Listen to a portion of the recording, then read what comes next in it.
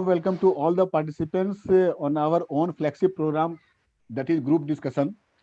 Dear friends, today we have the discussion on 3CD under income tax, that is clause by clause.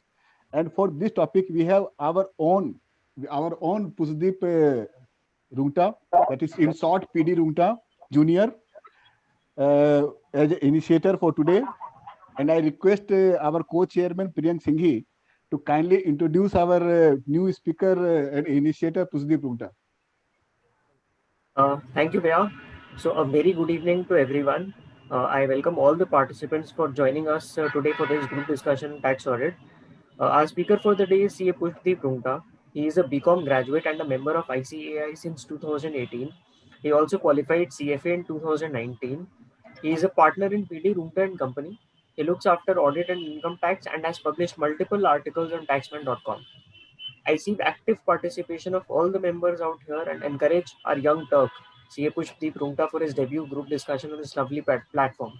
And I earnestly wish him all the very best for today's session. With this, I would like to hand over the proceedings to you, Pushdeep. Thank you so much. Thank you, Vikas, and thank you, Priyanka, for the introduction and for giving me this opportunity to speak here as an initiator in this group discussion. So the topic for today is CD clause by clause. But before we get into discussing it clause by clause, I have a few pointers which could be important for us to consider before we discuss each and every clause in detail. So one of the issues that always come up when we consider tax audit for most of our clients based on turnover is what would be the definition of turnover, whether it would include GST, whether it would not include GST, what whether discount allowed has to be deducted, whether any kind of special discounts rates have to be deducted. And like I would want people to put forth their opinion, what they think about whether we should consider GST as a part of the turnover when for the limited purpose of tax audit.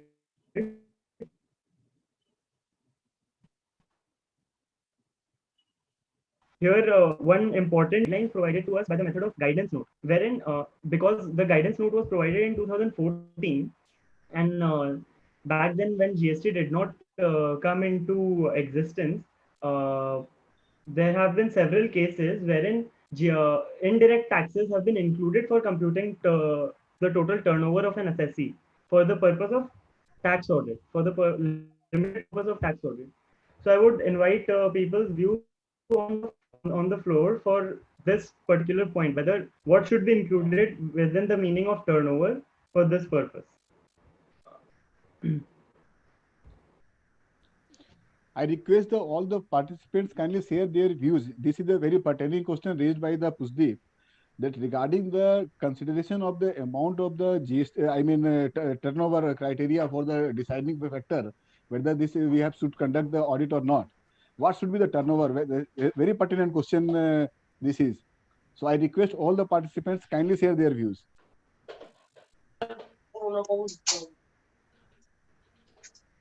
Yes, Ashokji.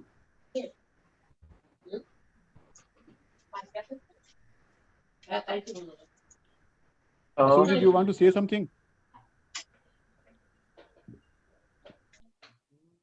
I think Ashok Bhaiya? मुझे लगता है वो ऐसे है ना, उनका on हो I गया है. don't think so. हाँ, yes. Yeah. So, Yes, Priyank, Vikas what's ji, your आपको view? क्या लगता है? I mean, what is your opinion on this? आपके हिसाब से क्या होना चाहिए? Plus, I think there is a very important point of discount allowed.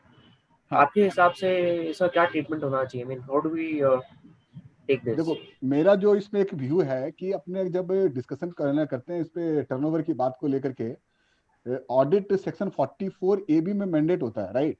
And वहां पे ग्रॉस रिसीट वर्ड यूज किया हुआ है, पहला. करेक्ट. सेकंड क्या है कि अपना जो गाइडेंस नोट है सीए इंस्टीट्यूट का, वो कॉन्ट्राडिक्टरी व्यू ले रखा है. गाइडेंस नोट बोलता है कि अपने जब टर्नओवर डिसाइड करते हैं तो what is the method of accounting the client has been adopted, that is to be considered, that whether this is the inclusive method or exclusive method. In case of exclusive method client has adopted, then we should consider the turnover declared in the profit and loss account. But my humble submission that I have the contradictory opinion regarding this. Because section 145 capital A, it's mandate to maintain your books of accounts only in the inclusive method. It does not allow to maintain your books of account under the exclusive method. क्योंकि देखो क्या 145 capital A overrides the section 145 as well. Right. So far I understand, considering these two factor, institute की guidance note में और मैं जो guidance note को थोड़ा बहुत पढ़ा था उसमें, वो मेरे को कहीं पे भी 145 कैपिटल ए का डिस्कशन वहां मेरे को मिला नहीं. बेटर वे मतलब उसदीप ने अगर उसको स्टडी किया होगा तो I think he will throw the light on that. तो मेरा व्यू है ग्रॉस रिसीट पे ही लेने का, और डिस्काउंट वगैरह जो भी है वो that is the part and parcel of the business, that is not the reduction from the sales per se. तो जो भी ग्रॉस रिसीट मेरा आ रहा है वो उसके वहां से डीलिंग होगा. और इसमें एक मैं व्यू और शेयर करूंगा, मैं मतलब साइटेशन मेरे भूल रहा हूँ, बॉम्बे का एक जजमेंट आया था बॉम्बे कोर्ट का, वहां पे एडवांस जो पेमेंट आया था ना against sales, that is also the part of the gross receipt. Okay, suppose करो मैंने कोई मेरे को 2 करोड़ 4 करोड़ रुपए का एडवांस आ गया है, तो वहां पे भी एक जजमेंट आया था कि वो 4 करोड़ रुपए आ रहा है, that is to be consider for the considering the tax audit. तो इन दैट केस भैया फिर तो अपने जब टैक्स ऑडिट कर रहे हैं तो आपके हिसाब से अपने को डेटर्स भी स्क्रूटनी करना पड़ेगा कि मेरा सेल हो सकता है 80 लाख रुपया हो और 30 लाख रुपया मेरे पास एडवांस पड़ा हो. तो आपके हिसाब से वो वाला चीज भी फिर पिक्चर में आ जाएगा. एकदम एकदम उसको भी एग्जामिन करना चाहिए. नॉर्मली ऐसा होता नहीं है, टच टू टच पॉइंट पे बहुत रेयर केस में मिलता है. और जहाँ पे टैक्स ऑडिट आती है 2-4-5 करोड़ रुपया रहता है, तो वहाँ एडवांस पहले से ऑडिट हो रहा है, तो उसमें ऐसा हिट नहीं होता है. बट अगर अपने इस एंगल से अगर सोचे तो this is a good question I think. What's your view Pushpdeep? Yeah, भैया, I agree with you because income tax states, as per income tax and as per specifically as per section 145 capital A, it says that whatever has been grossly received by an assessee, that is to be considered as a turnover of the assessee. And so much so, even similar stance has also been taken for in the ICDS. So even then, when we consider these 2 points, when we consider these two important areas, so we would see ki turnover should include any GST included within any GST which is standing in the liability side of a balance sheet of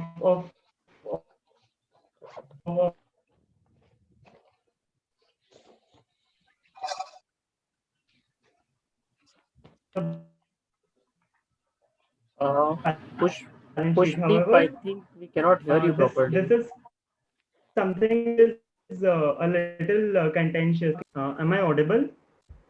Hello? हाँ. Yeah, better now. बीच में freeze हो गया था actually. Better now.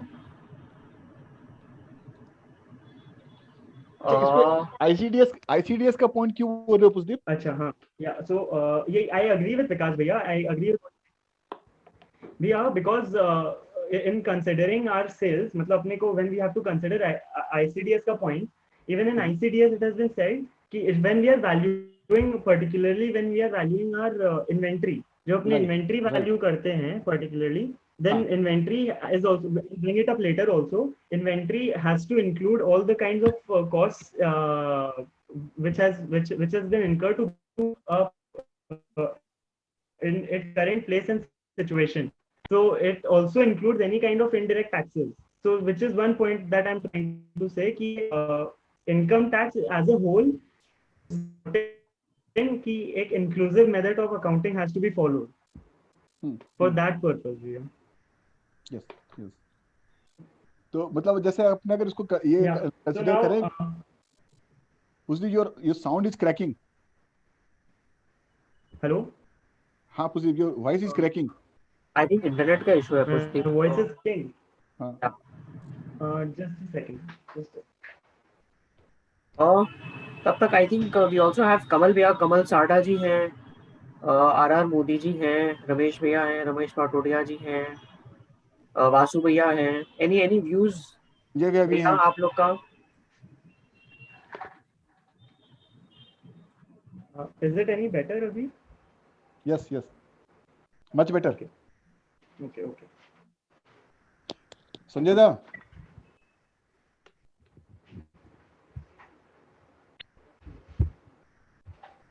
Hello. हाँ संजय दा भी हैं। हाँ संजय संजय दा। संजय दा का व्यूज लेना है। हाँ भाई।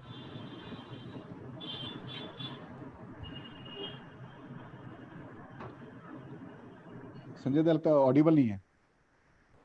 I think he is not able to hear us. Yes yes yes yes. Kamal भैया भी है, कमल साड़ा जी। हाँ कमल भैया भी हैं। भैया की रिक्वेस्ट है एक्टिव पार्टिसिपेशन आप लोगों का सबका, all our income tax experts. Yeah, Pushpi, continue. Yes. Yeah. So I would like to. So that is one point that you have to consider, which is turnover. The second point is what my view is. When we consider tax audit as a whole, we consider it separately and differently from any other audit, right?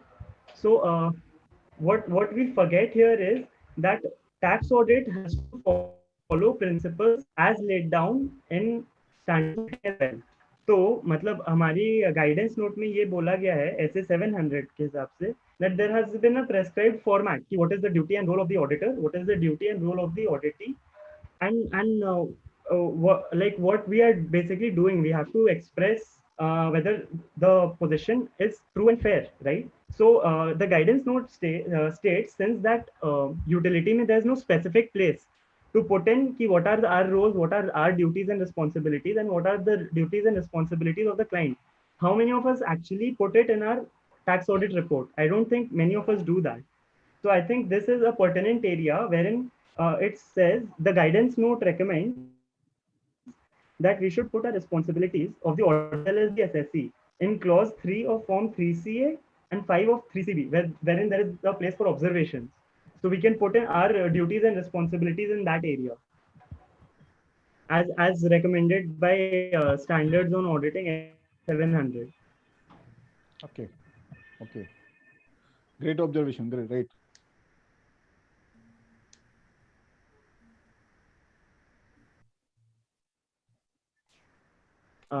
Yeah, hello. Yeah, Yes. and Yes. thereafter form 3CA, 3CB, and 3CB. So form 3CA is thought to be a form which is meant for corporates only in general. It is for those assessees whose audit has been conducted under any other law. So जिसका मान लीजिए GST audit हो रहा है, will that also be covered? So suppose there's a sole proprietorship firm who has had GST audit. Will he have to conduct tax audit under form 3CA or 3CB? This one thing that we should ponder over. Obviously, GST audit should not be considered for this purpose because the tax audit forms require us to upload, in case we upload form 3CA, we have to upload the audited balance sheet and PL, and GST audit is not an audit of financials or financial statements. This GST audit cannot be one, therefore an assessee whose audit has been conducted under GST, for him 3CA might not be applicable solely on this basis. But however, अगर मान लीजिए कोई LLP है जिसकी LLP act के under audit हो रही है, तो that would get covered under form 3CA. बहुत सारी सोसाइटीज होती हैं जो जैसे महाराष्ट्र में है, का प्रॉपर ऑडिट होना है under societies registration act of also their audit would take place under form 3CA. The tax audit would be under 3CA, right? So this has to be considered. And before we get into clause by clause, I have one final point to make.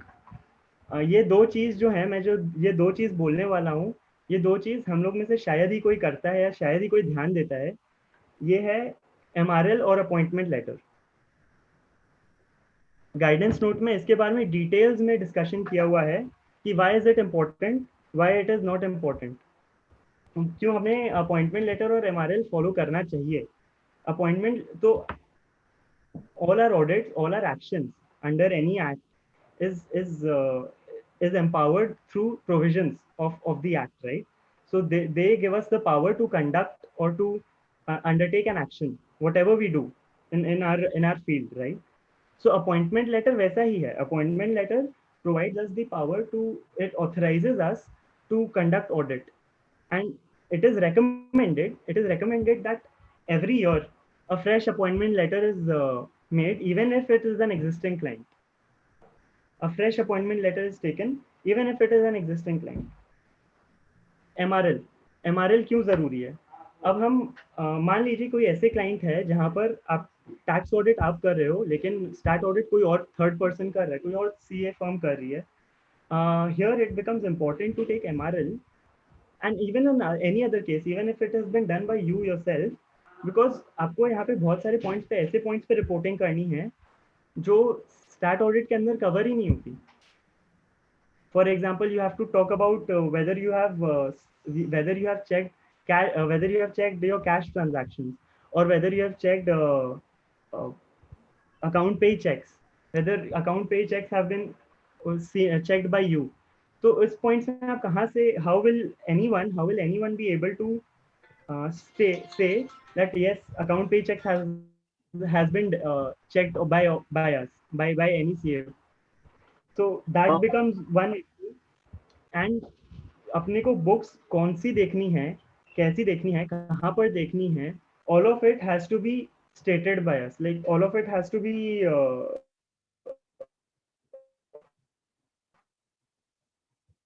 we have to give our view on it. We have to basically state ki how much of the books have we seen, where have we seen it, where is the location, where have we seen it. So all of this has MRL इसलिए हमारे लिए बहुत ज़्यादा important बन जाता है, क्योंकि it protects us. आज के दिन मान लीजिए, because everything is online and we are moving towards e-assessment, documentation is the king. If you're not documenting things, you will like it is a danger trap basically. मैं ये क्यों बोल रहा हूँ?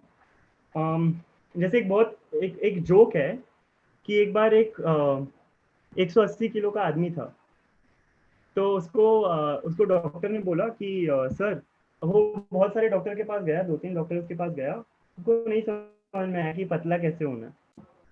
तो फाइनली एक डॉक्टर के पास आया, उसको बोला गया कि मैं आपको 2 एक्सरसाइज बताऊंगा, वो 2 एक्सरसाइज आप कर लो तो पतले हो जाओगे. बोला क्या? कोई आपको खाना दे तो आपको ऐसे करना है, तो बोलते इसमें क्या है, तो सिर्फ एक्सरसाइज है, ये तो कोई भी कर सकता है. नहीं, आपको मना करना है, दैट यू हैव टू से नो टू इट. एंड आपको मैं डाइट बना कर दूंगा, वो फॉलो करना है. तो वो बोला कि अरे इसमें तो मैं मर जाऊंगा, मैं खाऊंगा क्या? तो what I am trying to hear is, if a client says कि नहीं हम आपको ये MRL में नहीं दे सकते, तो वैसे ही ऑडिट को आपको मना करना है. You have to say no to those clients. You have to vehemently state why it is important for you to have MRL here. ये वैसी बात हो गई. ये बहुत लार्ज सेक्शन ऑफ सीएस अपने हैं, अपनी कम्युनिटी में हैं, हम लोगों में ही हैं, जो अपने नहीं बिलीव करते MRL और अपॉइंटमेंट लेटर में. लेकिन ये वही बात हो गई कि मान लीजिए कबूतर के सामने बिल्ली खड़ी है, कबूतर ने हाथ लगा लिया कि बिल्ली नहीं खड़ी. It is so dangerous to not have proper document.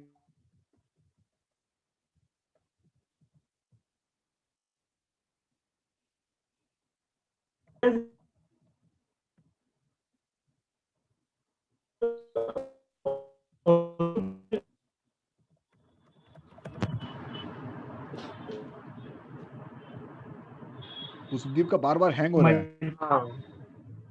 हाँ, पुष्पदीप, आई थिंक तेरा कुछ नेटवर्क का इशू हो रहा है. Multiple times by all.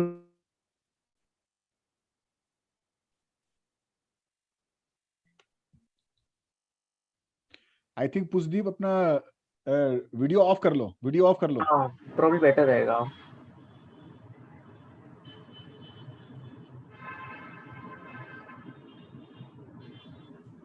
अभी बेटर है क्या? हाँ, अभी बेटर है, अभी बेटर है. यस. Was I audible? मतलब मैं जो बोल रहा हूँ सुनाई दे रहा था क्या? Yes yes. अभी नहीं, अब सुनाई दे रहा है. पहले वाला नहीं कर रहा था, बीच में हैंग कर रहा था. वो अच्छा, मैं ये बोल रहा था कि हमारे लिए MRL और अपॉइंटमेंट लेटर लेना इसलिए इम्पोर्टेंट है क्योंकि आज के दिन में we are moving towards e-assessment. Yes. And wherein documentation would be the king. मतलब if you do not have documentation, if you have not taken management representation, about things that you cannot, it is not possible to verify, then all of us would be in great trouble. All of us as auditors would be in great trouble. It is like saying कि कबूतर है और सामने बिल्ली है and देख रहे वो बिल्ली है लेकिन आँख के सामने हाथ लगा लिया ताकि वो देख ना सके और मान लिया कि बिल्ली ही नहीं है सामने. It's like that, because we'll be in great trouble if we do not have our documentation in place. And it is recommended, and it has been multiple times, and it has been emphasized by the institute through guidance note कि your documentation be proper, MRL as well as appointment letter. And it is also recommended that appointment letter be taken afresh every year, even if it's the same client, particularly for tax audit. I do agree with your procedure. ऐसे 230 documentations का normally अपने audit करते समय उसको miss out करते हैं, but upcoming time में it has the more important not only in tax audit but also in GST audit and each and every field of the auditing. Right. 230 will be the most important I mean essay for the purpose of the auditing, so far I understand. Right. Absolutely right. Absolutely.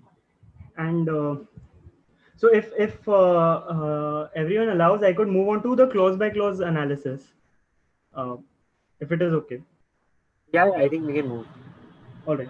So form 3CD, the part A is particularly not very pertinent. However, I have a few points to make. Clause 2 talks about address. अब यहाँ पर address would matter in when we are a tax auditor of corporate assessees, wherein the address shown as per indicated by the MCA is significantly different from the address as provided by the client. So Pushpit, can you try sharing your screen? It will be easier for our participants. Sure. अगर वो possible होगा तो हाँ. हाँ. Yeah. Is it visible? Yeah, it's visible now. Yeah. Thank you. Okay. Yeah. So clause 2, which is the address, it becomes important when we are discussing, when we are auditing our corporate clients, because in case the registered address as indicated by the MCA and it is different as per the address provided by the client, then it can become a problem. This problem would also occur when we have to talk about the books of accounts where they have been kept. Later on in our tax audit report, we would have to describe where the books of accounts have been kept. And तब वहाँ पे issue आएगा, because as per Companies Act, company has to maintain its books of accounts in the place of its registered office, in its registered office, right? So in that case, if it is any different, if the registered office and the place where the books of accounts have been kept is different, then a special resolution has to be obtained. So ये point we sometimes miss on it, and I think this can be an important point, because I would come on to that later कि क्यों ये important होगा when we are talking about where the books have been maintained. Moving on, clause 4. Clause 4 talks about indirect taxes and where we have been registered. I would like the opinion of the forum here, because indirect taxes has not been defined under any act except the Constitution in entry number 246 of the Constitution. Correct me if I'm wrong. It is entry number 246 of the Constitution, wherein indirect taxes have been defined. Therein also GST has not been included. So it talks about customs, and it's in the end it says any other taxes which may be suitable. I'm paraphrasing here. So it says any other taxes which may be suitable here. So suppose a client is required to be registered under GST. And here he is saying that as per your assessment, as per an auditor's assessment, that client should be registered under GST. However, for the purpose of point 4, client is not providing you any GST registration number, and आपको invoices में भी नहीं दिख रहा. You cannot find GST registration number here. Would there be a qualification? Because as a tax auditor, we only have to state whether the assessee is liable to pay indirect taxes, and if so, what is his what is his registration number? So what is the take of the forum here? We can search the GST number through his PAN. I mean, on the GST website, that is a possibility, isn't it?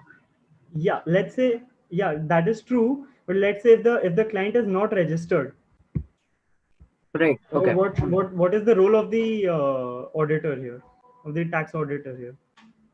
And I think in that case, once I check and I don't see his registration on the GST portal, I should probably write that he is liable, in my opinion, and uh, probably in the form 3CA or 3CB, whichever is applicable, we should just write our observations over there.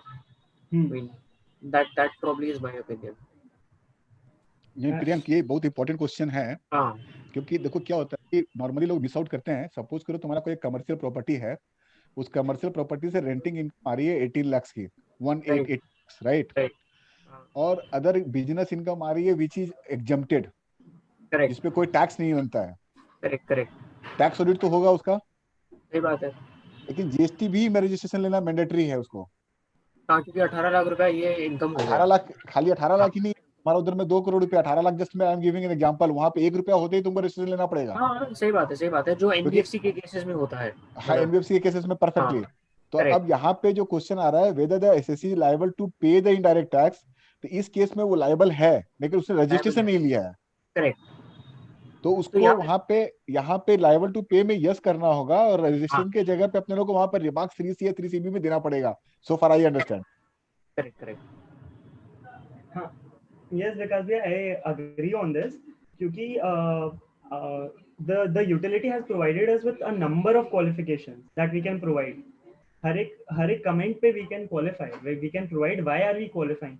वहाँ पे it's for proper books, if proper books of accounts have not been kept, if all documents have not been provided, if proper stock has not been maintained, ये सब अगर आपको नहीं provide किए जा रहे, तो how would you comment, how as an auditor would you comment कि ये सही है या गलत है.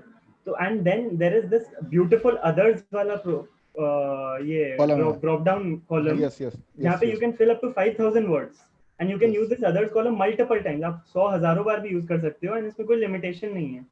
So this is a very so we can because we have to, as an auditor, we have to point out कि fair true and fair है कि नहीं. So even if the assessee is not ready to provide the GST registration number, it is not true and fair, right? Because he's liable to be registered under GST. Eight the same time एक चीज और add करना चाहूंगा यहाँ पे पुष्दीप. हाँ भैया, हाँ भैया. अपने जो परमानेंट अकाउंट नंबर यहाँ पे जो है ना, देते हैं ना, डिक्लेयर जो करते हैं, जीएसटी का पोर्टल से जाके ये पैन नंबर पे उसने कितने रजिस्ट्रेशन लिए हैं उसको जरूर सर्च करना चाहिए. क्योंकि कई बार क्या होता है कि पॉइंट नंबर 4 में अपने लोगों को जो जीएसटी नंबर डालना होता है, अपने नॉर्मली क्या करते हैं कि क्लाइंट के रिकॉर्ड्स में जिसपे उसने ट्रांजेक्शन करी है उसका नंबर डालते हैं, और जिस जीएसटी नंबर पे कोई ट्रांजेक्शन ही नहीं हुआ है, वो अपने बारे में पता ही नहीं चलता अपने लोग को, उसको यहाँ पे डालना भूल जाते हैं. फॉर एग्जाम्पल कि भाई 20 मार्च को उस क्लाइंट ने दिल्ली में रजिस्ट्रेशन लिया और कलकत्ता में ही सारा बिजनेस किया था, और 20 मार्च को एक नया रजिस्ट्रेशन ले लिया दिल्ली में, और दिल्ली में फाइनेंशियल ईयर 1920 में से एग्जाम्पल कोई ट्रांजेक्शन नहीं हुआ, तो टेक्निकली क्या हुआ, अपने बुक्स में कुछ दिखेगा ही नहीं. राइट. तो मेरा ये थॉट है कि ये पॉइंट नंबर 4 में जब अपने नंबर डिस्क्लोज करते हैं जीएसटी नंबर को, वो सर्च बाय पैन करना चाहिए जीएसटी की वेबसाइट से, और वहां पे जो नंबर लिया गया है उसको वहां पे डिस्क्लोज करना चाहिए. क्योंकि समटाइम्स हम लोगों ने ये भी देखा है कि कुछ लोग क्लियर मतलब नंबर लिए हैं, कोई काम भी नहीं किया और कैंसिल कर दिए, तो cancelled number during the financial year भी यहाँ पे डिस्क्लोज होगा. राइट. और यहाँ तक कि गाइडेंस नोट में इट इज रेकमेंडेड कि अपने उनसे रजिस्ट्रेशन सर्टिफिकेट और एमआरएल में भी लिखवा लें कि these are our registration numbers. Exactly, importance of the MRL. Exactly, correct. At the same time अपने लोगों को जीएसटी की वेबसाइट से क्रॉस चेक कर लेना चाहिए. Right.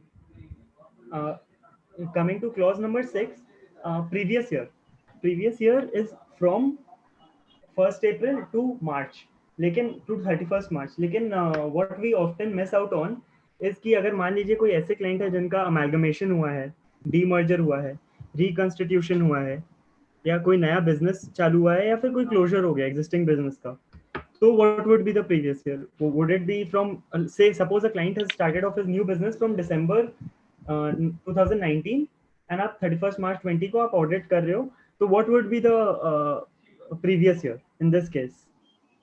Will it be standard 1st April to March or would it vary? Ideally, it should vary. I mean, ideally, I mean, Correct, yeah. correct. Kyunki as per the guidance note, we have to also as per the guidance note and implementation guide on this, it has been stated that where there has been such a change, जहाँ पे कोई नया formation हुआ है, existing company or existing assessee is no more in existence. So in that case, we have to state as our previous year as from the period when the assessee began its commence and to the period where the assessee stopped existing. Yes. Correct. इसके बाद अपने आ जाते हैं clause 8 में. Clause 8A अभी has been a new insertion. Clause 8A states whether the assessee has opted for taxation under section 115BA, BAA or BAB. This is because of the new section, new rates of tax that has been introduced for the new corporate, new companies or existing companies, which has been amply discussed before. मेरा यहाँ पे ये point है कि यहाँ पे when we are putting in whether it has been whether such section has been opted for by an assessee, it was inserted by notification number 82 and by 22nd amendment rule. But when we put this ना, हम लोग जब यहाँ पर yes डालते हैं, तो it would trigger certain other clauses. जहाँ पे अपने जब depreciation का clause 18 में जाएंगे, तो वहाँ पे we have to adjust for any additional depreciation that has been claimed by an SSC, which has to be reversed because which is not allowed in section 15BA, BAA and BAB. Similarly, जब अपने clause ये 32 में जाते हैं, 32A में, तो brought forward losses and allowances which pertain to additional depreciation which was claimed in previous years, preceding financial years, those have to also be reversed. तो इसलिए यहाँ पर ये important हो जाता है कि whether the client has opted for 15BA, BAA and BAB. So in that case, we'll have to see कि how much depreciation has to be reversed, what effect of depreciation has to be reversed. Yes, true. Yeah. Now moving on to clause 10. Clause 10 speaks about the nature of business or profession. एक तो- second पुष्दीप, एक हाँ भैया। अपने discussion एक ये कर ले थोड़ा. अभी एक थोड़ा कंफ्यूजन क्या आ रहा आप लोगों को समय में कि ऑडिट में कौन सी सेक्शन को सेलेक्ट करना है. 1 करोड़ का टर्नओवर है तो ऑडिट करना है नहीं करना है, 3 करोड़ का टर्नओवर है कि 5 करोड़ का लिमिट है. ये एक बहुत मतलब वीरेंद्र भैया यहाँ पे अवेलेबल है. हाँ। वीरेंद्र भैया, आर यू ऑडिबल? वीरेंद्र भैया, वीरेंद्र गोयल जी, ये थोड़ा सा अपने को डिस्कशन में करना चाहिए regarding the limit of the audit, यहाँ पे एप्लीकेबिलिटी आ रही है. पुष्दीप, हाँ भैया. हाँ, Hello. Can we discuss this point also? Yes, definitely. कि under which relevant clause अपने को audit करनी है 44AB की. यस. So इसमें एक major अपना एक issue ये आ जाता है कि whether when we are disclosing profits below 6% or 8%, whether we have to go for tax audit or not. This becomes one issue. Other than of course जो अपने ये पार्ट 44AB स्मॉल a में अपने जो नॉर्मल ऑडिट करते ही हैं, लेकिन this also becomes an issue कि when फर्स्ट पुष्दीप अपने को ये डिस्कस करना चाहिए कि अपना लिमिट क्या है. आज अपने ऑडिट करने के लिए लिमिट क्या है? 5 करोड़ है कि 2 करोड़ है? right, Birendra Via has been raising hand. Yes. वो वीरेंद्र भैया, प्लीज अनम्यूट योरसेल्फ. भैया अनम्यूटेड ही है. वीरेंद्र भैया please.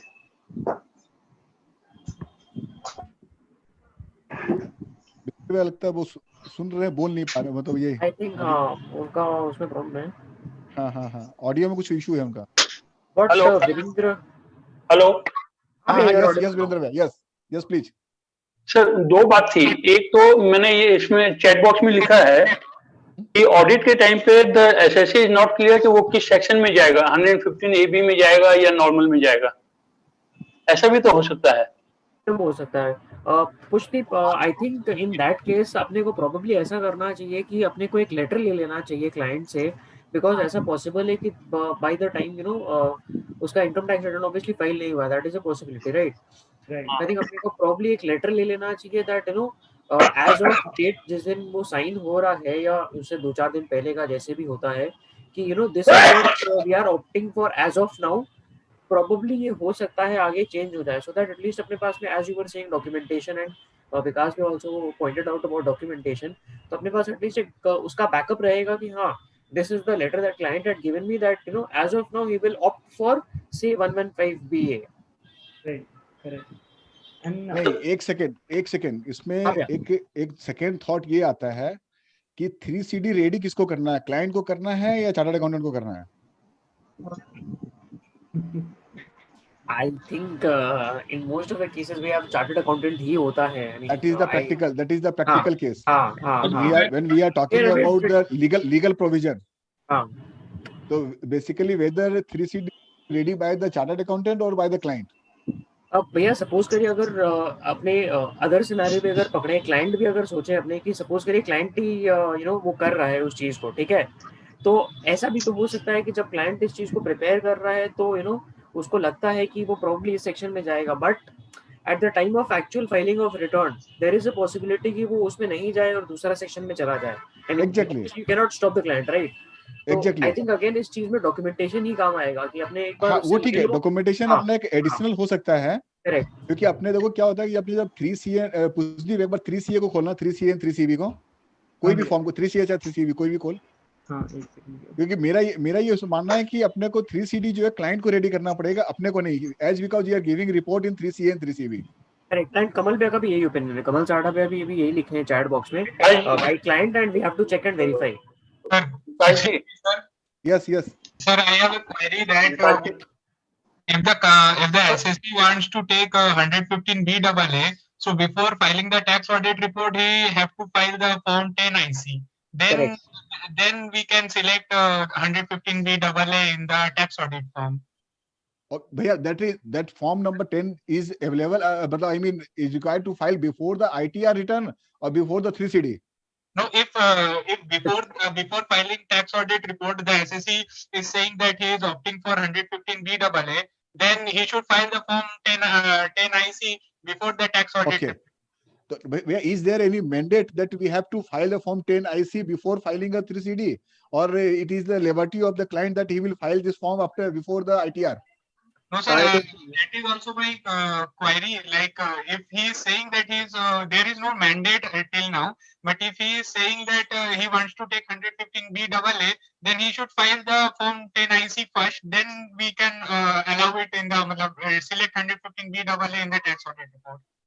Or in case a client is yet to decide whether we will opt for 15AA or not, then what will happen? Correct. Plus, when there is no legal backing and there is no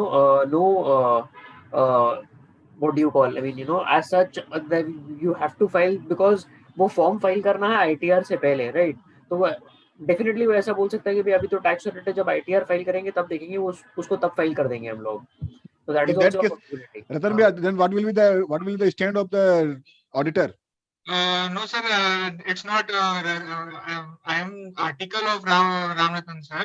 So okay. I am attending on his behalf. Oh, that's it. No Not issue. an issue. What's your view? Suppose the client is yet to decide, then what will happen? Sir, even if we do not select 115BAA in the tax audit report, then also he can take 115BAA later on, because there is 1 month gap from tax audit report and income tax return filing. Okay. तो लेकिन हमको yes या no तो करना ही पड़ेगा। Yes, we will select yes या no। नहीं, वही वो बोल रहे हैं कि नो सिलेक्ट करके अपने अगर फाइल भी कर देते हैं और लेटर ऑन वो 10IC भर के अपना अगर ITR में ले रहे हैं, then there is no harm. He is saying that. Yes, because that is the only solution we had. Yes. 115BAA is not. When the SSC is not clear, तो अपने पास वही solution है। भैया आई फील कि अच्छा sir, मेरा एक question था। एक सेकंड, वीरेंद्र भैया शायद कोई और कुछ इसमें उसी क्वेश्चन किसी Sanjay Da is raising his hand. Sanjay Da, please. Can I say something? 100%, Absolutely, sir. sir. Sanjay sir, please. You need not to seek, sir.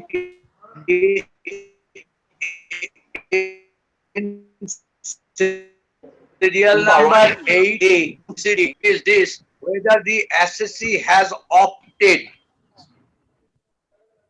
There cannot be any question due on the date the tax auditor is signing the report. If he has already submitted 10 IC, then only he writes. If it has not been, then there is no option of writing anything other than no. Yes. Yes, we are. Yes, we are. Yes. And Yes, ma'am. only if it is written yes, then the serial number 18 and serial number 32A, there something has to be written by him. There is no scope of telling whether he would do it or not do it. Right. If it has been done, only after being satisfied, the tax auditor, after checking the 10 IC form that has been submitted, he has to write there yes. If it is not there, then he has to write only and only no. Okay. Okay. Okay. Correct. Then Sanjay Das concluded the entire gimmicks of this 115V and AB, that if he has submitted that 10 IC form, then only yes, otherwise no. Right, Sanjay Das? Correct. He's saying yes. Sanjay Das? Yeah, he said yes. Okay. Okay. Yes, correct. Okay. Thank you, Dada. Thank you. Thanks for Thank concluding. you. Okay. I हाँ, think someone Virendra was raising hand. Someone was sir raising मेरा hand. एक question था हाँ भैया. कि suppose my turnover is less than 1 crore rupees हाँ. and I am not falling under 44 AB clause 4. Okay. Sanjay Da, I humble request to you answer this question. Yes. Yes. Raise the question. Yes, please. तो I am not falling under section 44 AD4. Okay. Okay. I am a new company. मेरे एक नया first time I am filing the return. My turnover is less than 1 crore rupees. Yes. I do not want to declare a profit of 8% or 6%. Okay. Am I liable to get my accounts audited? Yes. No. Because you are not falling under 44 AD4. That's why there is no requirement of getting that accounts audited under 44 AB. Only if you are covered under 44 AD4, then you will be required to do it. This is the change that they have made with effect from assessment year 2017-18.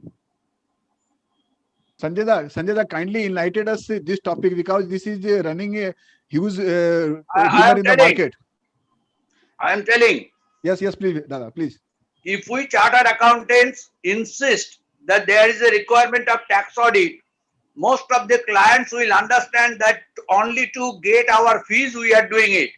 But if you go through the law that has been made effective from 2017-18, assessment year 2017-18, in case of business, if there is turnover less than 1 crore, and for a company, it is not company, other than company less than 2 crores, or if it is covered under that 5 crore category, that's a different thing.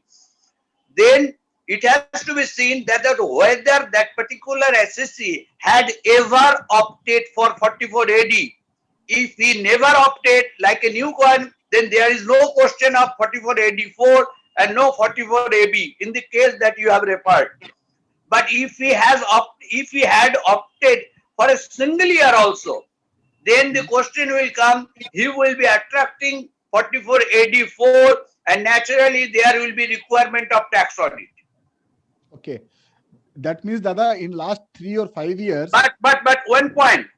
Yes, Dada. As regards profession, there is nothing like that. If you declare less than, if you have turnover less than 50 lakh of rupees and you don't, that chartered accountant or a professional, he or it does not show that 50% profit, then automatically it will be mandatory to tax audit. If you see the provisions of section 44 AB, you will find that up to 2016-17, it was like that. But when from 2017-18 professions were also brought, then this change has been made that for business, the only applicability will be there if 4484 covers, but for profession, it is less than 50. If less than 50%, there will be mandatory tax audit. Okay. 44 But for a ADA. business, no requirement. Okay. Okay. Virender Bhaiya, is it clear now?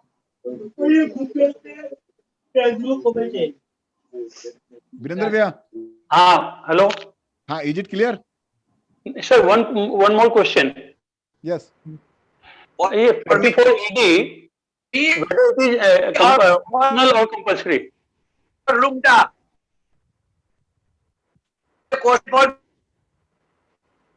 Yes, Siri. Hello. Say. Hello. Are you getting my voice? Yes, yes. Yes. Whether 44 AD is compulsory or optional? I am here.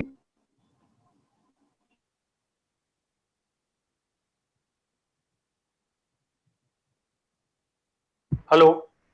Hello. Am I audible? Hello. Yes, now it is okay. So I'm not getting the voice. You please raise the query. Hello. Vikas ji. Yes.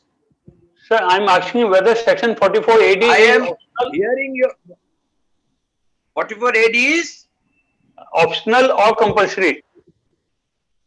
See, as the language is given in 44 AD, yes, fortunately, most of the departmental officials do not understand it. But it appears that it is a compulsory one.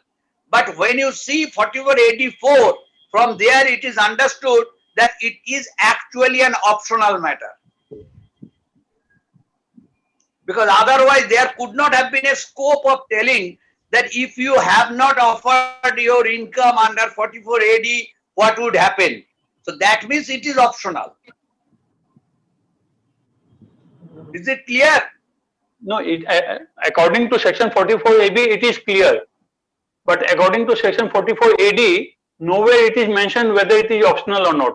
Because the word used is deemed to I am be. telling you, if you go to subsection 4 of 44 AD, what do you see?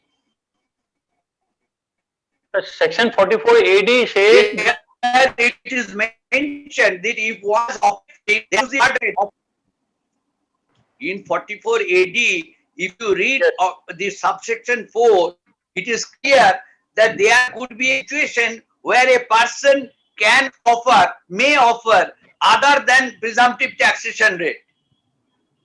Correct, That sir. means it is optional. Yes, sir.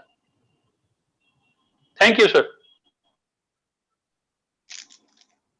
Please go ahead. Sometimes whatever is found in the very beginning of the section, after you go through the section totally 3 or 4 times, you may get some replies out of it on the basis of which you can find your own interpretation.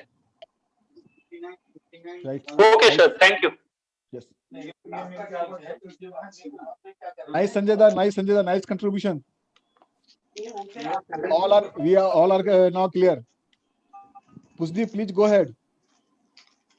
Yes, yeah. So Why PD Rungta has stopped? Let him say. He is the initiator. He should proceed with the proceedings. Yes. yes, Junior PD yes, Rungta, Sanjay. right? Yes, Yes, Sanjay. Pusdeep, please. Junior PD Rungta, I mean. So Yes, right, Dada, right. thank you, Sanjay. So so moving on to clause 10 now. So the clause 10 states that whether what nature of business is being followed, and if there is a change in nature of business. Nowhere does it talk about the business code, which comes in later in the utility, which often becomes a problem that what business code should be applied.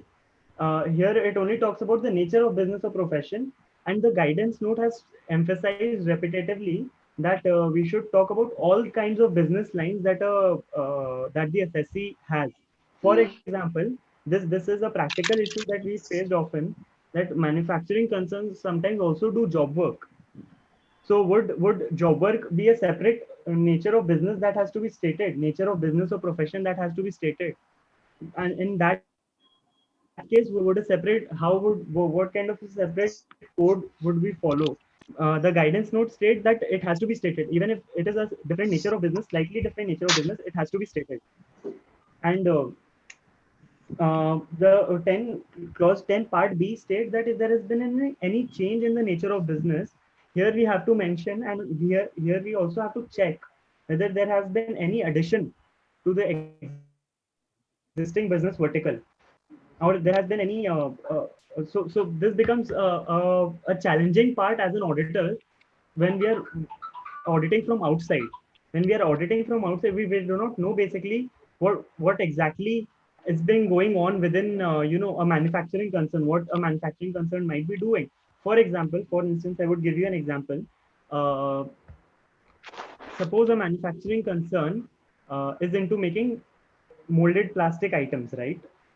And it decides to suddenly bring about another different kind of a product made out of plastic only, but it is not a molded plastic item. It could be, say, plastic sheets. In that case, would it amount to a change in the nature of business, and would that have to be stated? Because we as a tax auditors have to report on any nature of change in the business or profession, because that becomes important, because it would affect the profitability of the organization. What kind of a profit, what kind of gross profit, what kind of net profit the organization, the assessee achieves. So I believe this is something which is subjective, even though it is subjective, but sometimes we forget, sometimes we skip all of these points. So this can be something which we should keep in mind when we are conducting our audit. Pushpa, I have two questions for you over here. So when we say Yeah. that if more than one business or profession is carried on, right? Yeah. So is there a percentage defined to it? Because say my turnover is 50 CR from a particular activity, which is my principal activity. As you mentioned, job work, my turnover from that activity was say just 5 lakh rupees, right? Out of the 50 CR. So does that become another business, or we can ignore that? And here professional judgment and materiality comes into picture. Right. Materiality has been stated over and over again in our guidance note. If it is not material, it can be ignored. However, if it is material, depending on case to case, I know it sounds vague. It sounds as a vague answer, but yeah, it depends on the professional judgment and materiality, how material it is. Depending on that, we would have to decide what kind of, whether it is a separate business, so much so that it has to be mentioned herein. So should we, reasonably assume 10% like we do in MGT 9, wherein, we put in the principal activities? Is that safe to assume 10%? Right. I mean, I guess. I mean, it would depend on the different case, on each and every case. It would be based on the case to case basis. Okay. For some, 10% might be a huge. For maybe, let's say, ITC, for maybe a company like ITC, a 10% revenue source would be a huge deal. Right. So I think it would depend on, and for a small trader, a 10% might not be that big a deal. So Okay. I think the numbers would speak for itself, and it would depend on case to case basis, is what I feel. Fair enough. Fair enough. Moving Kamal on. Sardaji has a question Sure, in chat box. Assessee's turnover only 25 lakhs and there is a loss of rupees 5 lakh. In which section we have to audit? Assessee's turnover is only 25 lakh. And there is a loss of There is rupees loss. 5 lakh. Yeah. In which section we have to audit? I'm not very sure about this. If someone could take up this in the forum, that would be Right. Vikas Bhaiya? Hello. Hello. Actually, we don't have to get audited unless we fall under section 44 AD4. When the turnover is below 1 crore rupees, according to section 44 AB, we are not required to get our accounts audited, whatever be the profit or loss. Right. Shivang has also mentioned that audit is not required, turnover criteria is not fulfilled. Thank you, Shivank, for your answer. You can speak, Shivank. You can unmute yourself and add your inputs over here. You can do that. Jyoti ji has a Thank you so point. much. Jyoti ji has made a point. If that Priyank. job work, yeah. Priyank, हाँ भैया. हाँ बोल रहे हैं कि 44 AD में जो है अगर हाँ. 8% से नीचे टर्न प्रॉफिट है हाँ. तो उस केस में तो ये सेक्शन वहां पर हिट कर रहा है ना कि यही तो कमल भैया यही बात तो संजय दा क्लियर किए ना अभी कि आपका 25 लाख का टर्नओवर है, वो बिजनेस का प्रोफेशन का नहीं है। फर्स्ट ऑफ ऑल अपने जो डिस्कस कर रहे हैं उस 25 लाख का टर्नओवर में 5 लाख से नीचे का है और वो कभी भी 44 AD में अपना इनकम ऑफर नहीं किया है, तो दैट मींस 44 AD 4 से बाहर आ रहा है तो उसको 44 AB में भी ऑडिट नहीं कराना है। 2 साल पहले जो चेंजेस आया है, यही बात संजय दा भी बताया। और एडी में ऑफर कर चुका है, पहले कर चुका है तो कराना होगा। दैट मींस 44 AD 4 कर रहा है वो। एडी में आ जाए ना वहीं पर। यस हाँ, यही बात संजय दा भी जस्ट अभी जो पॉइंट आउट किए 2 साल पहले जो चेंजेस आया था उसको रेफर करना पड़ेगा अपने को। अगर वो उसका सर 25 लाख का अगर टर्नओवर है वो 8% प्रॉफिट दिखा देगा तो उसको क्यों करना पड़ेगा? नहीं दिखा नहीं रहा है ना, वो तो लॉस आ रहा है ना, वहाँ तो लॉस आ रहा है। उसका लॉस है ना, लॉस तो एज पर बुक्स है sir. 1 minute sir, loss as per books है। आईटी रिटर्न में तो उसकी मर्जी है ना कि 2 लाख का दिखा दे, वो भी नॉन टैक्सेबल है। वो एक अलग इशू है, वो अपना एक ऑप्शन बता रहे हैं। लेकिन अगर जैसे इनका कहना कि ये है कि मान लीजिए टर्नओवर 25 लाख का है और 2 लाख रुपया का मेरा आ रहा है, हाँ वो ठीक है। हाँ वो लॉस आ रहा है तो उसके अगर वो लॉस कैरी फॉरवर्ड करना चाहता है तो उसको ऑडिट करवानी पड़ेगी। नहीं क्यों ऑडिट करनी पड़ेगी? यही भैया फिर कंफ्यूजन हो गया आपको। 44 में तो आ ही नहीं रहा है वो। आप मेरे को बोल रहे हैं सर? हाँ मैं बोला हूँ कि 44 AD में तो नहीं आ रहा है, जैसे इन्होंने कहा कि पहले उसने 44 AD में डिक्लेयर किया था। यस करा रखा है तो अलग बात हो गया। मान लीजिए मैंने पहले 44 AD में डिक्लेयर किया था, आज के दिन मैं फिर वापस 44 AD में तो रह ही सकता हूँ। यस 8% प्रॉफिट डिक्लेयर करूंगा। अगर मेरे को लॉस कैरी फॉरवर्ड नहीं करना हो तो लॉस कैरी फॉरवर्ड करना है तो मेरे को ऑडिट करवाना पड़ेगा। Yes okay go ahead. Yeah, so Jyoti ji had made a point कि if that job work we are planning to expand next year, do we report that? I think Pushdeep has marked कि carried on during the previous year. तो future planning क्या है उसका कोई reporting का जरूरत नहीं है, right Push? Hello, right. but Priyank, I think in your example you mentioned that you have a 5 lakh turnover or receipts from that job work, so it was carried on during the year. And I'm questioning on the basis of materiality that say we are planning to expand it, so it becomes material, seeing the business. So do we need to report that?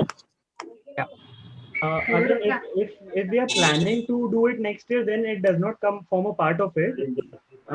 If it has been carried on during the previous year, if that job work has been carried on during the previous year, then it has to be reported, provided as per our professional judgment it is material. If it is material enough, we would report here. If it is not material, we wouldn't report here. Okay. Yeah. So moving on, clause 11. Clause 11. When we go to clause 11B, list of books of accounts maintained and address at which the books of accounts are kept. And then moving on to clause 11C, list of books of accounts and nature of relevant documents examined. आज के दिन में बहुत सारे clients अपना accounts cloud पे maintain कर रहे हैं. How do we put this in, how do we factor this in into the report, जहाँ पे अकाउंट्स जो है क्लाउड में मेंटेन हो रहा है, तो it is not maintain at the address of the client, of the SSC, but it is maintain at some cloud location, may be not even in India, maybe even like Amazon provides its Amazon Web Services, wherein all the data is uploaded online and it is kept by them in their server location, wherever the physical server is located. And here also list of books of account which has been examined. Say we have examined the books of account जो कि cloud पर है, जो कि laptop पर है. How would we factor this into the report? Ashish Rustagi is raising a hand. I think he has a question. Ashish, you can unmute yourself. Ashish ji, kindly unmute yourself and speak. I'm just reverting to one point before, because we were having a discussion on that point regarding that 44 AD wala part.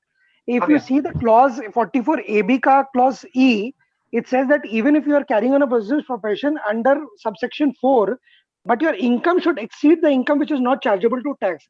So in case, even if what I am of the view is that if suppose if my turnover is 25 lakh rupees and in earlier year I had exercised the option of 44AD wala bhi, but my income is not exceeding the maximum amount which is not chargeable to tax, in that case I'm not required to do the tax audit.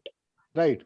But there may be a chance. Income should exceed the income which is not chargeable to tax. Correct. That means there may be a chance that I have a loss of 5 lakh rupees in business, but I have the other income either in the head of a rental income or the other sources to 10 lakh, 20 lakhs. Then I need to get audited on that. Yeah, in that case, if that amount is exceeding chargeable to tax, then I'm required to do audit. But suppose if I'm not having any other income, like suppose जैसे जो इनका पहले का example था कि turnover 25 lakh rupees है और 5 लाख का मेरा लॉस है, इवन अगर मैंने लास्ट ईयर भी अगर सपोज लीजिए 44AD में मैंने ऑप्शन एक्सरसाइज किया था, तो एक व्यू था ना कि अभी की सपोज जैसे कि पिछले सालों में अगर आपने ऑप्शन एक्सरसाइज किया हुआ है तो आपको कराना ही पड़ेगा मैंडेटरी टैक्स ऑडिट. बट अगर सपोज लीजिए कि मेरा वो इनकम चार्जेबल टू टैक्स नहीं हो रहा है, एक्सीडिंग नहीं हो रहा है, मतलब आपका जो एग्जांपल अगर रेंटल इनकम नहीं है उसका केस, तो फिर मेरे को नहीं कराने का दरकार है टैक्स ऑडिट. यस, ये सेकंड पॉइंट आपने रेज बताया sir. Thank you. Vikas ji. हाँ. विकास जी. Yes. Are you getting me? No. Hello. हाँ, पुष्टि, please go ahead. Suraj ji, I think is raising a point. हाँ, मैं बोल रहा था कि मेरे पास ऐसा एक केस आया था. One of my client, he was having a turnover of 11 lakh rupees and he was having a loss of 1 lakh rupees. I filed the ITR, but the department asked for the tax audit under section 44AB. Why? भैया आपका case special रहता है, आपके पास कुछ भी आ सकता है. Sir अभी अपने स्पेशल के लिए नहीं बैठे हैं, अभी अपने डिस्कस करने के लिए बैठे हैं कि अगर आगे कभी आता है तो अपने को क्या करना है. ये मेरा केस है, ठीक है, आप छोड़ दीजिए, लेकिन बाकियों के पास भी तो आ सकता है ना, तो उनको तो अपने को गाइड करना पड़ेगा कि क्या करना है. बताइए क्या करना चाहिए भैया, बताइए. Do we have any option? क्योंकि या तो अपने लिटिगेशन में जाएं. नहीं सर, वो तो क्या है कि डिपार्टमेंट का क्या है कि आज समझ लीजिए कि आप कई केसेस में जैसे मैंने देखा है उसमें जैसे गाइडेंस नोट वाला क्लॉज, मतलब उसका क्या हाउस प्रॉपर्टी की इनकम वो दिखा रहा है, बट हाउस प्रॉपर्टी की जो रेंटल इनकम है that is exceeding the limit, तो वो लोग वो बोल रहे हैं कि उसमें भी आपको टैक्स ऑडिट कराने की दरकार है. जबकि मैं उसको हाउस प्रॉपर्टी इनकम दिखा रहा हूँ कंपनी के केस में, तो वो उसको टर्नओवर का पार्ट मान ले रहा है. बट अपने को गाइडेंस नोट में ये बोला गया कि अगर इनकम हाउस प्रॉपर्टी है, आप किसी चीज को दिखाते हो, तो that should not be counted as your turnover. मतलब ये चीज गाइडेंस नोट में है कि अगर आप उसको हाउस प्रॉपर्टी इनकम दिखा रहे हो और आपकी रेंटल इनकम 2 करोड़ रुपए है, तो अपने तो उसका क्या होता है कि इस व्यू में 1-2 केसेस में हमने उसका टैक्स ऑडिट नहीं किया था, लेकिन डिपार्टमेंट ने उसका रेज कर दिया क्योंकि आपकी रेंटल इनकम 2 करोड़ के ऊपर है, मतलब लिमिट के ऊपर है, इसलिए आपको टैक्स ऑडिट कराना चाहिए था, जबकि वो हाउस प्रॉपर्टी इनकम दिखाया हुआ था. तो डिपार्टमेंट का तो वो जो सीपीसी से आता है उसका तो मतलब कोई उसकी बेसिस से I don't think so law should be judged. अपने एक काम कर सकते हैं, पुष्पदीप को इसमें आगे बढ़ाते हैं एक बार, और अपने 44AB एंड 44AD पे एक सेपरेट सेशन डिस्कशन कर लेंगे. Okay. Yes, please go ahead. Please Pushpdeep. So as I was saying, where the books of accounts have been maintained and address at which accounts have been kept. अब मान लीजिए accounts अगर cloud में maintain कर रखे हैं, हमारे कुछ एक्सपीरियंसेस रहे क्लाइंट्स के साथ जहाँ पे books have been maintained on cloud. How would we comment on this? How are we able to, because apna role as an auditor is basically to comment on the trueness and fairness of the of each and every point that we have to comment upon. So when the books have not been maintained at the address, it is not being kept at the address. So how can we comment on this?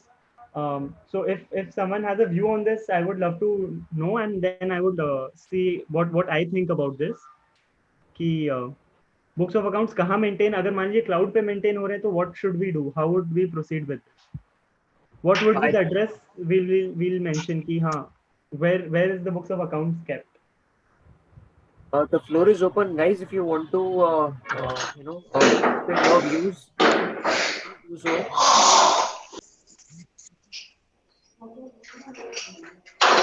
Anyone wants to add to that?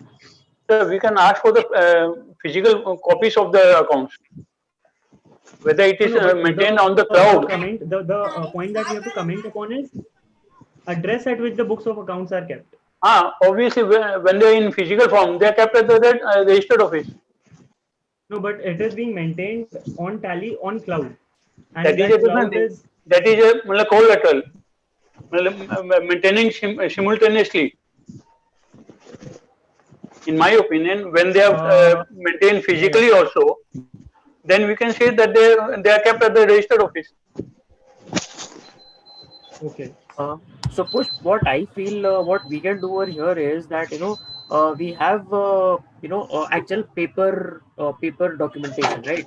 So the paper documentation we can specifically mention that this is maintained at the registered office of the company, or whatever be the registered office. And for the cloud, I think you have cloud server IP addresses, right?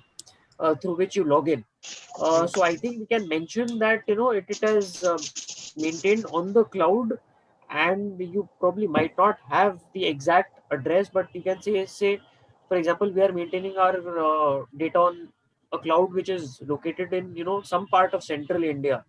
So Right. can we mention that? Is that Yeah, possible? I would reply on that, but Indu Chatur sir is raising hand. I think he wants to comment on that.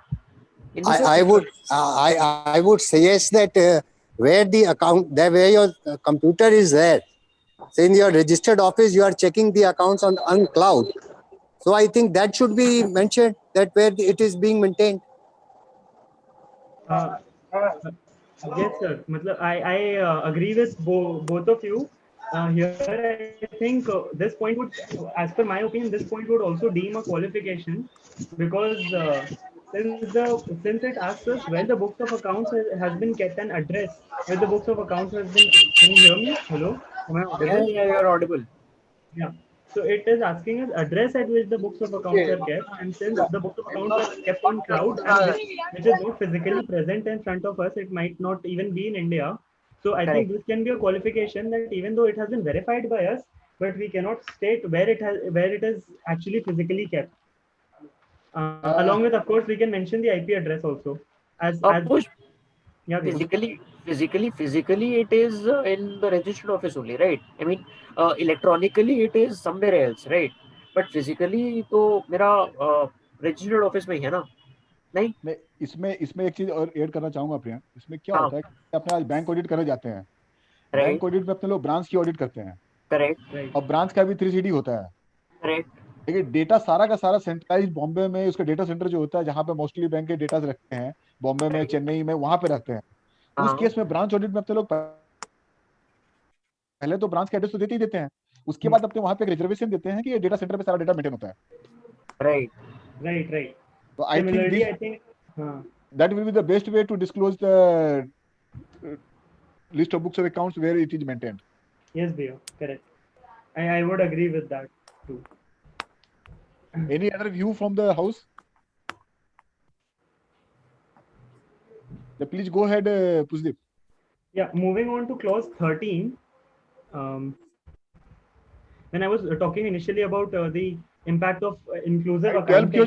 12 क्यों छोड़ दिया?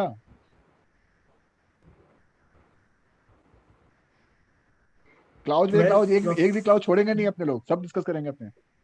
ठीक है भैया, I would if the profit and loss, yeah, if you could yes, sure, I will. Point 14, whether the profit or loss accounts includes any profits and gains assessable on presumptive basis. If yes, indicate the amount relevant section on any other relevant section. अब ये यहाँ पे एक interesting point निकल के आ रहा है कि कोई 44AD, 44A, 44A का कोई भी अगर presumptive income profit and loss account में अगर क्रेडिट हुआ है तो यहाँ पे देने का है। तो ये सिनेरियो कब हो सकता है? मेरे को ऐसा लगता है कि जैसे 44A की बात करते हैं तो it is applicable to all the cases, right? Whether it is the individual or company both. Right. Am I right? Yeah. तो अगर कोई 44AB में किसी की ऑडिट है बुक्स ऑफ अकाउंट्स की अंडर द नॉर्मल बिजनेस के लिए, और 44A में for the purpose of the only ये मतलब टू दैट एक्सटेंट अगर वो जा रहा है तो ये फिर वहां पे जो अमाउंट क्रेडिट हो रहा है उसकी बात कर रहा है, वो यहाँ से हटाने के लिए अमाउंट पूछ रहा है। ऐसा कुछ लग रहा है क्या भैया? आज वो जो गाइडेंस नोट इट स्टेट्स कि मान लीजिए हमारी 2 या 3 बिजनेसेस हैं under PGBP income only, and one Right. income is from is under say 44 for under presumptive taxation, and the other is not.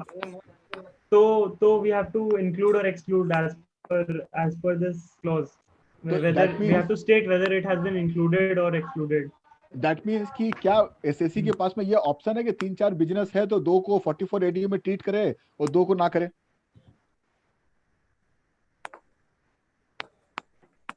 Right. ये इस पे हाउस का क्या व्यू है? वीरेंद्र भैया, आर यू ऑडिबल? संजय दा? हेलो, हाँ वीरेंद्र भैया. मेरा एक क्लाइंट है, he is into transportation business and he is also having a truck of his own. तो अपना जो ट्रक है उसको 44 AE में दिखाता है, बाकी का बिजनेस नॉर्मल में दिखाता है. तो इज देयर एनी प्रॉब्लम? यही तो क्वेश्चन है. हाँ, तो वही तो बात है ना कि वो 44 AE में दिखा देगा अपना. तो और यहाँ पे 44 AB के लिए भी पूछ रहा है कि रिलेवेंट सेक्शन में 44 AD भी आ रहा है, तो 44 AD का क्या केस हो सकता है कि आपका नॉर्मल, जैसे मेरा 3 बिजनेस है, 3 बिजनेस को मैं 2 बिजनेस को 44 AB में लेके जा रहा हूँ नॉर्मल ऑडिट में, और आउट ऑफ दैट 3 बिजनेस, एक बिजनेस को क्या 44 AD में ले जा सकता हूँ? हाँ सर, मान लीजिए आपका कोई CNF का काम है. हाँ. Agency income. हाँ. Agency income can not go into 44 AD. Am I correct? अच्छा, what is the reason? What is the reason? वहाँ पे एक्सक्लूजन दिया हुआ सर. अच्छा, एक्सक्लूसिव के लिए, राइट. हाँ, राइट. हाँ, एक्सक्लूसिव दिया कि वो तो जा ही नहीं सकता. कमीशन इनकम हुआ, एजेंसी इनकम हुआ. राइट है. ठीक है. हाँ. अब मेरा एजेंसी इनकम है वो तो नॉर्मल में चला गया.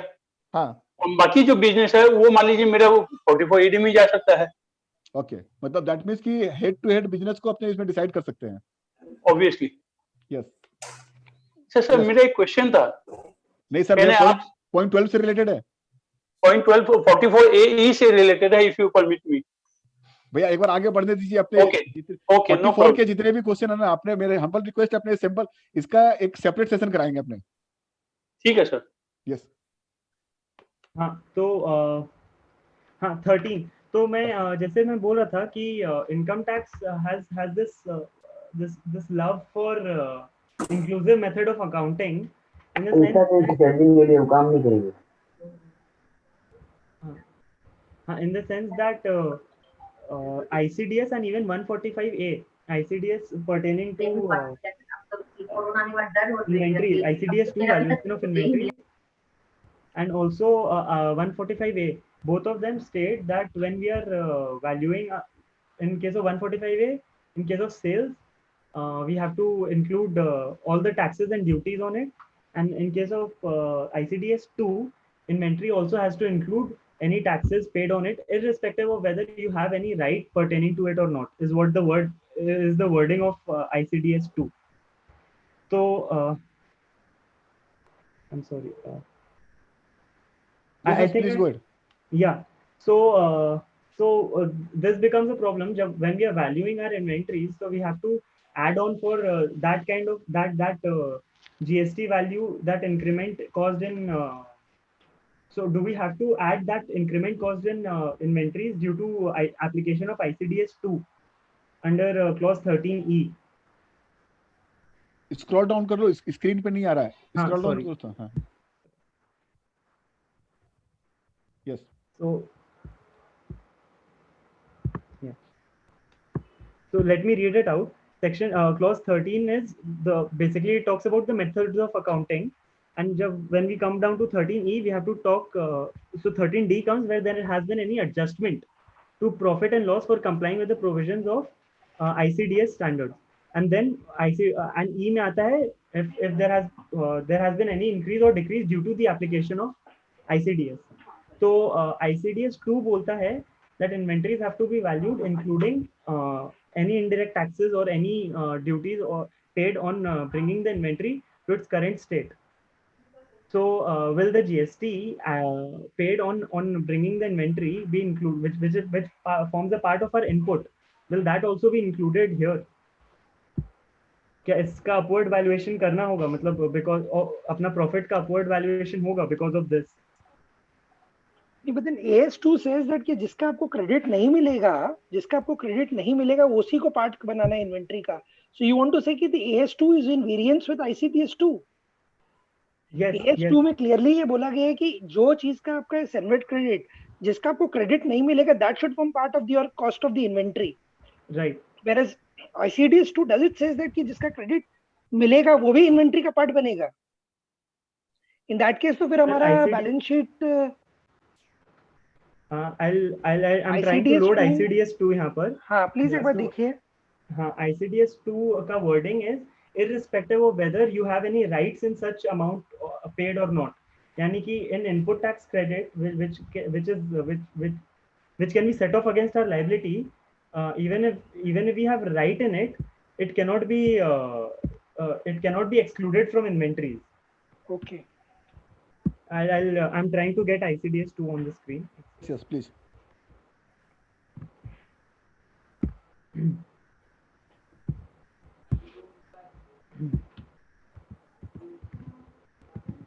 लेकिन एट द सेम टाइम मेरे को जहां तक याद आ रहा है Pushpdeep and Ashish ji please make me correct if I am wrong, supreme court के भी जजमेंट आ गया ना कि कैपिटल 145 कैपिटल ए के चलते कोई भी प्रॉफिट बुक्स ऑफ अकाउंट्स में क्रिएट होगी नहीं, प्रॉफिट या लॉस. सर हिसाब से तो नहीं होना चाहिए सर, लेकिन ये क्या है कि अगर ये ICDS 2 में अगर ये बोल रहे, क्योंकि अब तो क्या है कि अभी तो बोल दिया गया कि ICDS 2 is going to prevail. पहले तो बीच में तो वो कुछ शायद कंफ्यूजन था. हाँ, क्योंकि जहां तक मेरे को याद आ रहा है कि ICDS 2 जो है ना वो AS2 के इन लाइन है. हाँ वो ही होना चाहिए, बट देन अगर ये बोल रहे हैं कि नहीं उसमें अगर इवन अगर ये लिखा हुआ है कि राइट हो या नहीं हो, तब तो फिर हम लोग तो अभी तक सबके कभी भी उसका एडजस्टमेंट नहीं कर रहे थे इन्वेंटरी का. हाँ राइट. एक बार खोलना पुष्पदीप उसको. एक बार ये देख लीजिए ना प्लीज. हाँ भैया. Yes definitely we will. अपने जनरली खाली यही लिख देते हैं कि अपने एक्सक्लूसिव मेथड फॉलो कर रहे हैं और प्रॉफिट लॉस में इवेंचुअली कोई इंपैक्ट नहीं आता है उस चीज का, क्योंकि वो खाली टैक्स. एक्चुअल में देखो अपने जब ये पॉइंट नंबर 13A में मर्केंटाइल या कैश की बात करते हैं, we are not writing anything about the exclusive and inclusive method in point number 13. अपने जब 145 कैपिटल ए के जब डील करते हैं तब वहां पे बोलते हैं कि उसको एक्सक्लूसिव मेथड या इंक्लूसिव मेथड जो भी लिखना है उसके हिसाब से फिर करते हैं. That is the separate point.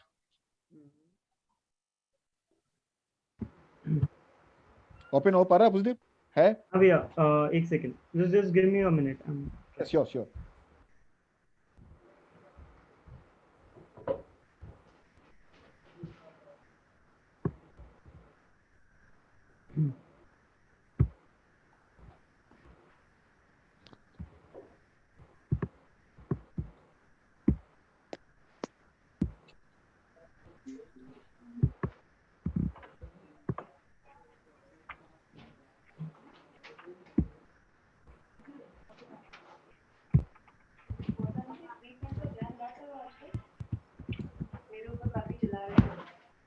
क्या चीज? कहाँ ज्ञान बांटा? खाली फेमस होने के लिए.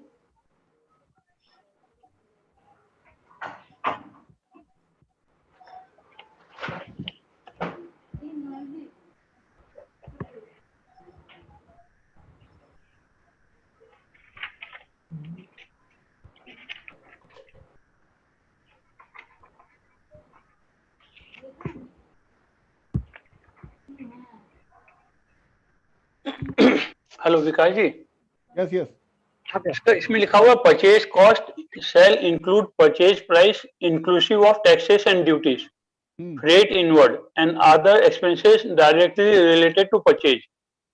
इसका क्या मतलब हुआ? कि जो बोला वही सही है?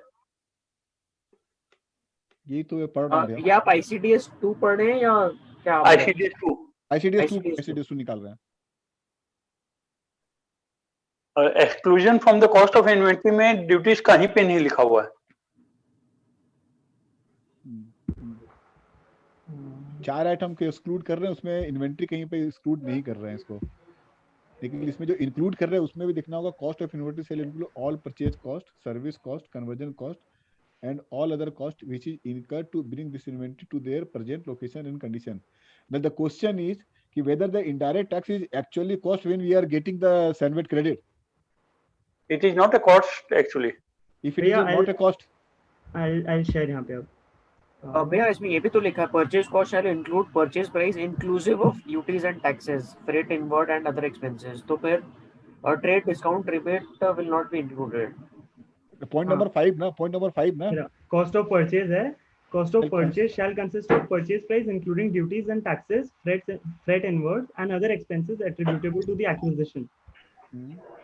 यही पे तो बिग क्वेश्चन हो गया ना कि ड्यूटीज एंड टैक्सेस को अपने को इंक्लूड करना है, subject to it is directly attributable acquisition. हम जो उसको एक्वायर कर रहे हैं उसका तो हमको सेनवेट क्रेडिट मिल जा रहा है। हाँ नहीं, सेनवेट क्रेडिट मिल जा रहा है, बट यहाँ पे कॉस्ट ऑफ परचेज में तो आपको ये इंक्लूड करने बोल रहे हैं ना सर। वहाँ पे ये वहाँ पे एक्सक्यूज मी सर, ये बोलता है कि जहाँ पे purchase price is inclusive of duties and taxes. जैसे अपनी जो मान लीजिए हम रेफ्रिजरेटर खरीदने गए और उसने एक 5,000 का बिल बना दिया and it is include duties and taxes, वहां पे मेरे ख्याल से इसको इंक्लूड करना पड़ेगा। But when the price is exclusive of taxes, तब टैक्सेस वहां पे इंक्लूड नहीं होना चाहिए। I am also in the same view with Virendra भैया।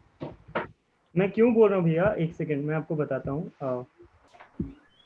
When we come to 145A ना, हाँ यहाँ पर जब अपने आते हैं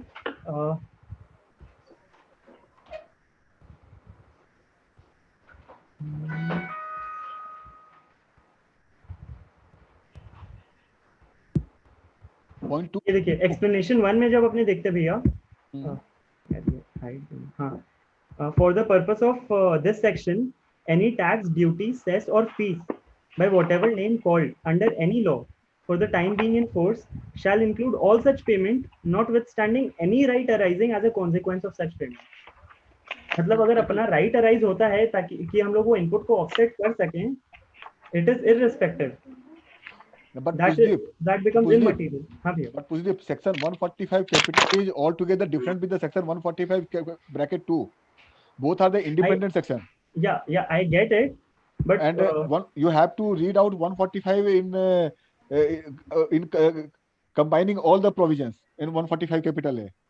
इंडिपेंडेंट नहीं पढ़ेंगे अपने खाली एक्सप्लेनेशन 1 को, क्योंकि उसमें ऊपर में तो क्या हो रहा है कि इन्वेंट्री को भी करना है, परचेज को भी करना है, सेल को भी करना है।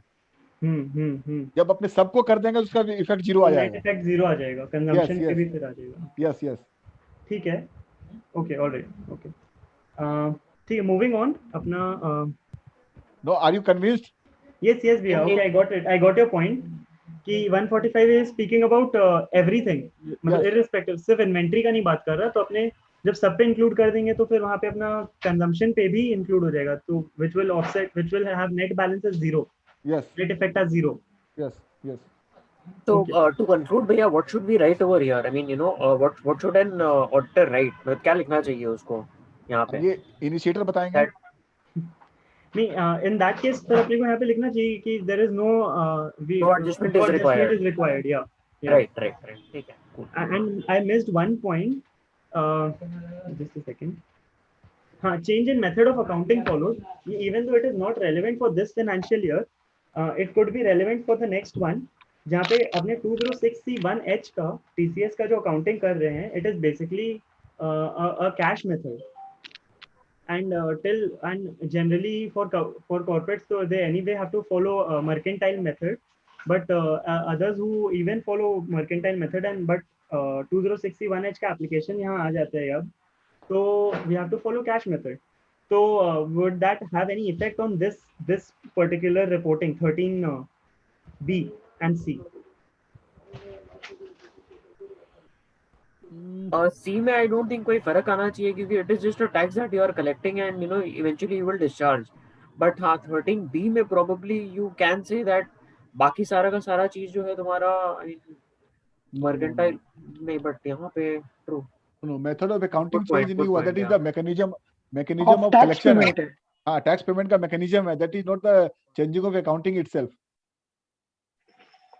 आज अपने जैसे सर्विस टैक्स में भी करते थे, सर्विस टैक्स में अपने मर्केंटाइल बेसिस कर भी लेते थे, लेकिन कलेक्शन पे अगर पेमेंट का किसी को अलाउ किया हुआ रहता था तो मेथड ऑफ अकाउंटिंग चेंज नहीं होता था उसका। करेक्ट, ठीक है, हाँ राइट। देन हाँ, इसमें वो पॉइंट आपका सही है भैया। And the other point that comes in again is फिर से materiality वाला issue आ जाता है that the effect of firstly it would not have any impact on our profit and loss account. And secondly, nothing is debited credited in profit and loss.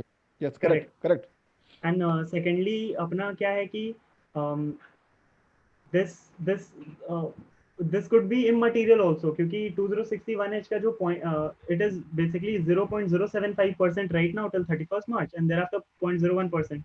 So it would probably be immaterial. So judging by materiality principle, it would not probably be very material अपने लिए for the purpose of reporting. Yes. Okay. Moving on, clause 14 में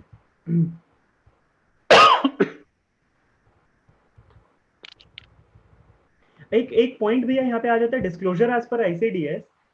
Do we need to give disclosure for every ICDS which is applicable on the SSC, irrespective, even if there is no change, मतलब if it is in line with our general accounting principles and accounting standards, अपने को क्या हर ICDS पे do we have to give a reporting कि क्या disclosures हैं as per ICDS? Is it asking for all the disclosures of ICDS 13F? In my view, yes. Since it is a disclosure. Yeah. So we have to give some reservation or comment on each and every ICDS. Even if there is no material impact on the difference happening on any difference occurring between accounting standards and ICDS, even then we have to report kya? Just the disclosure. It's my view because it is a disclosure. Okay. I think yes, and you, for example, you know, in most of the cases, government grants, for example, you know, we don't get government grants in most of the cases, right? So we can just say that, you know, no government grant was received during the financial year or assessment year in, you know, question. So we can just add one line and, you know, we can take this forward. That is what I do generally in the tax audit reports. All right. Moving on. This would then follow the same principle that as has been laid down. 145 capital A would also follow the same discussion that we had as per ICDS also for the purpose of valuation of closing stock. Because again, whether GST has to be included or not would again be a issue here, but then we had the same discussion previously. So I'm skipping over this clause. Sir, excuse me, sir. Yes, please. Sir, can you please tell me what we have to write in the clause 14B?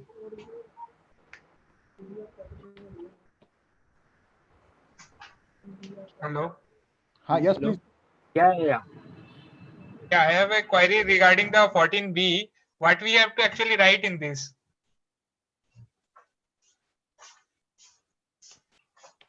So, yeah, I'm taking it up. Yes, so 14B, as per the guidance note issued by the institute, it says, but institute's guidance note is updated till 2014. So we would have to wait for an updated guidance note. But as per the available guidance available to us right now, currently, 14B states that if there has been any deviation, now for the purpose of 145A, it requires us to value all our transactions as per inclusive method, wherein all the taxes is also included in the transaction. But we do not do that for most of the SSCs anyway.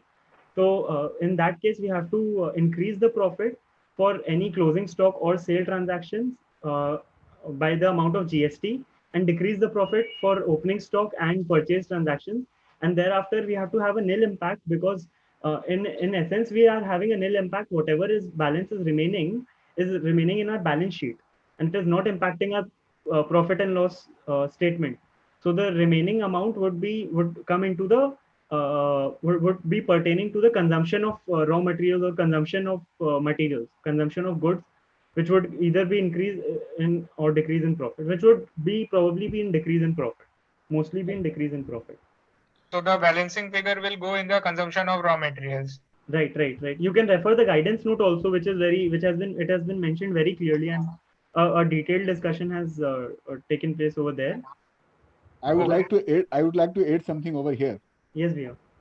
Section 145 capital A basically inclusive and exclusive की method की बात करता है. अपना एक CA institute का पहला एक गाइडेंस नोट था सेनवेट क्रेडिट का 2003 या 2001 में आया हुआ है इंक्लूसिव एंड एक्सक्लूसिव मेथड पे। हाँ। उसको अपने लोग जब गो थ्रू करते हैं ना, तो दोनों में डिफरेंस क्या होता है, यूनिटरी मेथड को अप्लाई करना पड़ेगा in case of inclusive method. जितना माल अपने परचेज किया, जितना बेचा है, उसके अगेंस्ट का जो टैक्स बन रहा है उसी को अपने को प्रॉफिट एंड लॉस अकाउंट में डेबिट करना पड़ता है। तो जब अपने यहाँ पे डिस्क्लोजर करते हैं तो नॉर्मली 3 तरह की जो पॉलिसी अपने फॉलो करते हैं, क्योंकि यहाँ पे एक जीएसटी का भी यहाँ पे टेस्ट अपने लोगों को कंसिडर करना पड़ेगा 145 कैपिटल ए में। जीएसटी इम्पैक्टेड भी यहाँ पे होता है, क्योंकि यहाँ पे इंक्रीज डिक्रीज इन प्रॉफिट जो हो रहा है वो पूरा जीएसटी से अभी प्रेजेंटली सिचुएशन में इनडायरेक्ट टैक्स का ही कॉस्ट का इम्पैक्ट आता है यहाँ पे। Right right. Am I audible? Yes sir. तो अभी क्या होता है, जैसे अपने जो नॉर्मली जो प्रैक्टिस देखते हैं, पहला प्रैक्टिस क्या होता है कि अपने कुछ भी कमेंट नहीं करते, आगे बढ़ जाते हैं, यहाँ पे कोई जीएसटी का इम्प्लीकेशन अपने लिए देते हैं। सेकंड अपने करते हैं कि अपने वहां पे कमेंट देते हैं कि yes there is the deviation from the method of valuation prescribed under section 145 capital A, however there is no effect either increase in profit और decrease in profit. The second method ये follow करते हैं। Third method follow करते हैं जो practically मैंने देखा है। थर्ड मेथड क्या करते हैं कि ओपनिंग स्टॉक में कितना टैक्स है, सेल्स में कितना है, परचेज में कितना है, कंजम्पशन में कितना गया, क्लोजिंग में कितना गया, उसका इम्पैक्ट का एक सीट बना करके यहाँ पे दिखा देते हैं अपने लोग। तो जब अपने इम्पैक्ट का सीट अगर बना के यहाँ पे दिखा रहे हैं, कुछ फिगर यहाँ डिस्क्लोज कर रहे हैं, तो my humble submission before the house is please consider the same figure whether it is tally with your GST returns और नॉट। आपने मान लीजिए सेल्स का कोई फिगर वहां दिखा रहे हैं, तो उसका आउटवर्ड सप्लाई पे जीएसटी में उतना रुपया डिस्चार्ज हुआ है कि नहीं हुआ है, ये एक इंपॉर्टेंट फैक्टर रहेगा। एम आई राइट सर? आपके हिसाब से बेस्ट डिस्क्लोजर क्या होना चाहिए, मतलब सेकंड मेथड, क्योंकि देखो प्रैक्टिकल जो मैंने देखा है, प्रैक्टिकल ये कैलकुलेशन करने में बड़ा प्रॉब्लम होता है, तो गलत सलत फिगर चला जाएगा, इससे अच्छा सेकंड मेथड है। भैया इज इट नॉट बेटर कि जो अपने once we thoroughly checked GST returns, क्या can we not put in figures as per GST returns itself? Match नहीं करेगा ना, क्योंकि अपने क्लोजिंग स्टॉक का जीएसटी रिटर्न्स में कहीं नहीं जाता है। हाँ सही बात है। ओके, तो अगर रिकंसाइल कर पा रहे हो तो third method is very good, right. But अगर रिकंसाइल नहीं कर पा रहे हैं, कुछ भी फिगर डालने से अच्छा सेकंड मेथड है। हाँ, क्योंकि ज्यादा फिगर्स डाल के प्रॉब्लम में आने से बेटर है कि कुछ मत बताओ, मतलब यस गलत रिपोर्ट करने से अच्छा नहीं रिपोर्ट करना होता है। हाँ करेक्ट, क्योंकि इवेंचुअली कोई इफेक्ट आ नहीं रहा है, तो कोई टैक्स इंपैक्ट पड़ेगा नहीं। हाँ ना, वो जो कमेंट है ना, जो अपने कमेंट डाल रहे हैं वहां पे is there is no deviation वाले जो लिखते हैं अपने, yes there is deviation from the method, मतलब एग्री कर रहे हैं कि डिविएशन है, लेकिन उसका कोई इंपैक्ट नहीं आ रहा प्रॉफिट एंड लॉस अकाउंट पे। Correct absolutely correct. And guidance note में भी यहाँ पे बोला हुआ है कि it would have nil impact on the profit and loss account और ऑन द कंप्यूटेशन। वो कोर्ट्स के भी जजमेंट आए हुए हैं, right. So sir, we select for conclusion, we will select that there is a deviation from 145A and we will disclose there is no increase or decrease in profit. Yes sir. Right, absolutely. Okay sir, thank you. Do you agree with this? Sir, actually I was thinking that we should disclose all the opening stock, purchase, sales and closing stock, but I was that is the best way.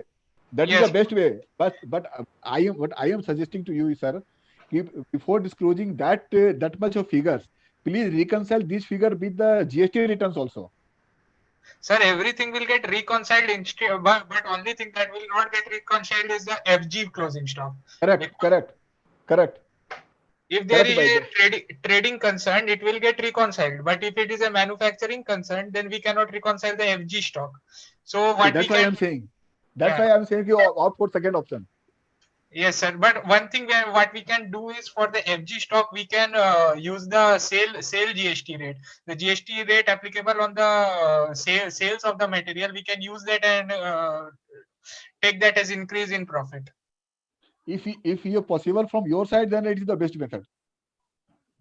Okay, sir. I think it would also depend on the assessee. Yes. Say you have a retail business and your GST rates vary from exempt to maybe say 28%, then it would be very difficult to reconcile in that case. But if you have say if only two rates of GST are applicable, then I think it would be easier. So even that would be a factor. I feel that would also become a factor. Yes, sir. Okay, moving on. Clause 15 is a very particular case. So I'm moving on from that. If Bhaiya, if you have to say, if you have any view on that, or if you want to discuss it, we can bring it up. We Clause can 15. move ahead because 15 is the particularly section 45 related item. Right, and it is very specific. Yes. Okay, items not credited to P&L being these items have been listed, and a similar nature clause would appear later. Again, I was emphasizing on MRL is one of the reasons is this कि even though it is not possible for us to know what has not been credited to P&L particularly. मतलब ठीक है, on preliminary view maybe we can take some view कि हाँ ठीक है, these items have been credited and some maybe could not be credited, which has been specifically stated. But लेकिन those it is, as an auditor, as an external party, it is very difficult for us to know what items have not been credited to P&L. इसलिए I think MRL becomes very important here. Am I right, Via? Hello? Yeah, Vikas Bhaiya. Vikas Bhaiya. Yeah, I think Pushp, you're pretty much on the right track. Okay. Now moving on. Where any land or building is transferred during the previous year at less than the circle rate for consideration under section 43C and 50C. So now we have to, this is also a very specific case. However, the guidance note states that we have to apply professional judgment, and because there has been multiple case laws on leasehold rights and development rights, would they fall under this or not? And there's not something which is very concrete and which can be generalized. I think it would depend on case to case scenario. So that has to also be seen. Your professional judgment has to be applied in case of transfer of leasehold rights and development rights here in clause 17. When considering transfer of land or building. Yes. Right, now moving on to clause 18. For the purpose of depreciation, notification, again, as I had mentioned, notification 82/2020 is of importance, which was the 22nd amendment rule. And we have to provide for here in 18CA would be triggered if the answer to that clause, just a second, clause 8A becomes yes, then this section would automatically get triggered here, wherein if 15BA, BAA or BAB has been opted for, then we have to adjust the written down value of the fixed asset upward for certain deductions which are not allowed in these sections. And here I have a doubt, and I would like to know from the house as well, what would happen to those properties which have been converted from investments to fixed assets, which were appearing as an investment, but have now become fixed assets.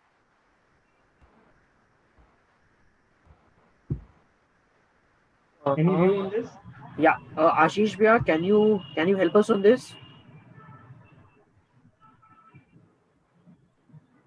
Ashish Bhaiya, Kamal Sada Bhaiya, Indu sir.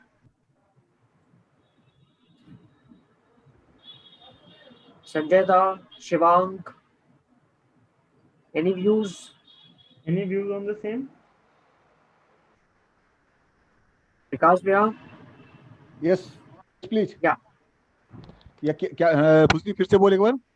भैया जैसे मान लीजिए एक property है, वो आज तक मान लीजिए कभी रेंट पर नहीं लगी थी, and it was developed and put on rent later on during the financial year. So it was appearing as an investment in the balance sheet of the SSC, and now it has to appear as a fixed asset because अब तो उससे business हो रहा है, अपना ये क्या बोलते हैं, इनकम आ रहा है, बिजनेस इनकम आ रहा है, अगर तो how would we treat this? Like will we treat this as business income का अपना जो प्रॉपर्टी जो रेंट पे लगाए हैं उसकी इनकम अपने कहाँ ऑफर कर रहे हैं? चैप्टर 4D में ऑफर कर रहे हैं, that is business professional section 28 में, या अपने सेक्शन 22 में अपने हाउस प्रॉपर्टी में ऑफर कर रहे हैं? बिजनेस इनकम में अगर ऑफर कर रहे हैं, हाँ, then in that case वो investments have to be converted to shifted to fixed assets. वो बुक्स ऑफ अकाउंट्स में, वो तो अपना बुक्स ऑफ अकाउंट्स की एंट्री पास करने की बात आ रही है। वो ब्लॉक ऑफ एसेट्स में अगर वो उसको बिजनेस करना है तो ब्लॉक ऑफ एसेट्स में तो आ ही गया वो, क्योंकि अपने बुक्स अपने इन्वेस्टमेंट में दिखाएं या फिक्स एसेट्स में दिखाएं, it does not change the nature of the block of assets. नहीं तो अप अंटिल नाउ तो अपने उस पे डेप्रिसिएशन नहीं क्लेम कर रहे थे ना उस इन्वेस्टमेंट प्रॉपर्टी पे। हाँ, अब तो जब ये फिक्स्ड एसेट बन गई तो will claim depreciation when from the date it has been taken as a fixed asset for the purpose of business. That means the investment is converted into the block of assets. Correct. तो जिस date में convert किए उसके बाद से अपने लोग को डेप्रिसिएशन मिलना चाहिए, उस दिन से मिलना चाहिए। यस। Okay, alright. वही वो एक इशू है, this issue came up suddenly, so this I had a doubt about this, and also we have to put a lot of thought into date of acquisition and date of put to use also. We often put Suraj bhi has raised hand. Hello Vikas ji. Yes sir. Hello हाँ, sir, मेरा ये कहना है कि ये पुष्पदीप ने जो question उठाया है कि प्रॉपर्टी हमने 10 साल पहले खरीदा था 10 लाख रुपए में, तो आज मेरे को जो डेप्रिसिएशन मिलेगा WDV के ऊपर मिलेगा या ओरिजिनल प्राइस के ऊपर? आज से मिलेगा 10 लाख से? नहीं, मेरे हिसाब से उसको WDV निकालना पड़ेगा। Yes sir, I also think that 10 years if it was purchased before 10 years, first we have to deduct 10 years depreciation on the applicable rates, and then we can introduce the WDV into the business, add to the block of assets. But sir, we never claimed the depreciation on that assets in last 10 years. I think sir, this is particularly for the building only. Other assets we do not have to, like car, we do not have to deduct notional depreciation, but for business, for the building, we have to deduct the notional depreciation. Okay. Sir, in my opinion, वो हर asset के ऊपर होना चाहिए, whether it is building, car or anything. When we are, क्योंकि गाड़ी हमारी 10 लाख की थी पहले, आज 10 साल बाद में तो उसका वैल्यू 10 लाख है नहीं कि हमको डेप्रिसिएशन 10 लाख पे मिलेगा। आज अगर डेप्रिशिएटेड वैल्यू देखा जाए या मार्केट वैल्यू भी देखेंगे अगर, तो उसको तो WDV के हिसाब से तो मार्केट वैल्यू भी आएगा। तो हमको मेरे हिसाब से the WDV should be considered for taking the depreciation. I think plus Vikas पे एक चीज और है कि सपोज करिए जैसे जो हाउस का व्यू है उसमें ये एक चीज जो है कि आज सपोज करिए 10 लाख रुपए का गाड़ी है मेरा, अगर हम आज 10 लाख रुपए पे उसको डिप्रिशिएट करता है और 9 लाख रुपए अगर वो करता है तो that is not my true and fair value as on the balance sheet date. मेरा एक्चुअल वैल्यू से 3-4-5 लाख रुपए होना चाहिए, क्योंकि आज ऑब्वियसली 10 साल पुराना गाड़ी का वैल्यू वो नहीं रहेगा। I think it is probably fair कि अपने वो रिटर्न ऑन वैल्यू ही पकड़े कि कितना होना चाहिए था उसका। यस, तो अपने एक काम कर सकते हैं, अपने ये पॉइंट को अपने नोट डाउन करते हैं प्रियंक। अपने रामरतन भैया से या संजय भैया से अपने किसी से भी एक बार समझ करके अपने नेक्स्ट जब जीडी इसका करेंगे ना, जो अपने कंटिन्यूएशन वाला जो जीडी है उसमें अपने इस चीज को टेक अप कर लेंगे। यस, अपने जैसे मैंने ग्रुप में भी डाला है अभी है ना क्वेश्चन सब पे कि अपने जो टाइम को कंसीडर करते हुए, क्योंकि मेरा थॉट ये है कि अपने टाइम पे जीडी स्टार्ट करें और टाइम पे क्लोज करें हैं, तो अपने आज ये 20-21 पॉइंट तक अपने कंप्लीट कर पा रहे हैं सो फार आई अंडरस्टैंड। तो उसके बाद की अपने नेक्स्ट जीडी कमिंग वेडनेसडे को अपने इसको टेकअप कर लेंगे और ये ओपन पॉइंट्स जो है उस दिन अपने डिस्कस करके इसको फाइनल करेंगे। राइट। सर, इसमें मेरा ये कहना था कि 44 AD में या 44 AE में अपने जब जाते हैं ना, तो ये माना जाता है कि डेप्रिसिएशन हैज बीन अलाउड, और उसके उस WDV के ऊपर अपने जब 44 AD से बाहर निकलते हैं तो उस WDV के ऊपर अपने को डेप्रिसिएशन मिलता है। नहीं, वो ठीक है, ये अपना एक थॉट हो सकता है वीरेंद्र भैया। हाँ, मतलब अपना थॉट दे रहा हूँ। Yes, I agree. तो अपने क्या करते हैं कि इसको एक ओपन इशू रखते हैं और अपने नेक्स्ट जो अपना जीडी इसी टॉपिक पे जब कंटिन्यू कर रहे हैं अपन, and I request all the members to join on that date also. तो अपने क्या बैलेंस के पॉइंट्स उस दिन कवर करेंगे, तो ये ओपन इशू अपने मतलब सीनियर से समझ करके अपने उसको कंक्लूड करने की कोशिश करेंगे। ठीक है sir. Right, yes please Pushpdeep, please go ahead. Moving on भैया, again clause 19 is particularly very specific। अगर वहाँ पे कोई admissible sections वगैरह का अपने को खाली ये बताना है कि how much has been debited and how much can be claimed, so this is very specific। I'm moving on from clause 19, going on to clause 20, just a second, yeah।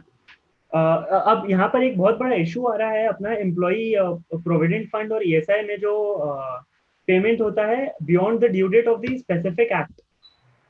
क्योंकि वो अपना एक एक बार ये एक जमाने में था कि ये बहुत बड़ा इसमें इशू था. There was a tussle between section 36(1) roman 5A and आपका 43B small b. So there was a tussle between these two sections कि अगर मान लीजिए अपना नॉर्मल रिटर्न का डेट के पहले अगर आप पेमेंट कर देते हो तो वो अलाउ होगा, या फिर वो जो एक्ट के अंदर का ये डेट रहता है विद इन दैट डेट अगर पेमेंट कर दे तो अलाउ होगा. तो it had been and multifarious decisions had been given by different courts. लेकिन वी हैड सेटल्ड कि नहीं, ठीक है, we'll go with the more optimistic view कि ठीक है 43 कैपिटल बी स्मॉल b का जो व्यू है कि विद इन 139(1) का डेट अगर अपने पेमेंट कर देते हैं तो इट शुड बी अलाउड. लेकिन अभी बहुत सारे केसेस में ऐसा हो रहा है भैया कि on going into the income tax portal, query is being raised on specifically this point. The amount which has been paid after the due date of specific act is being added back to the income of the assessee. So how do we deal with this? How do we deal with this issue? Are you understanding what I'm saying? Yes, we understand the point. Actually, Sanjay da यहाँ पे हैं. Sanjay da, if you can hear us, and I request you to kindly share your view regarding this disallowances under section 36(1)(5)(a) by the portal. Whereas so far I remember, there's Supreme Court judgment is also there in Century Institutional Limited like that. That company that is given in the favor of the SSE, and the Calcutta High Court judgment in Coal India that the employee contribution is need to be read with the 43B. But portal is disallowing this 36(1)(5)(a) amount. Sanjay, can you hear us? I think Sanjay was traveling, if I'm not wrong. Sir, can I add something? Yes, please, Virendra भैया. Sir, मेरे हिसाब से क्या होता है, इसमें दो portion होता है, एक एम्प्लॉय कंट्रीब्यूशन, एक एम्प्लॉय कंट्रीब्यूशन.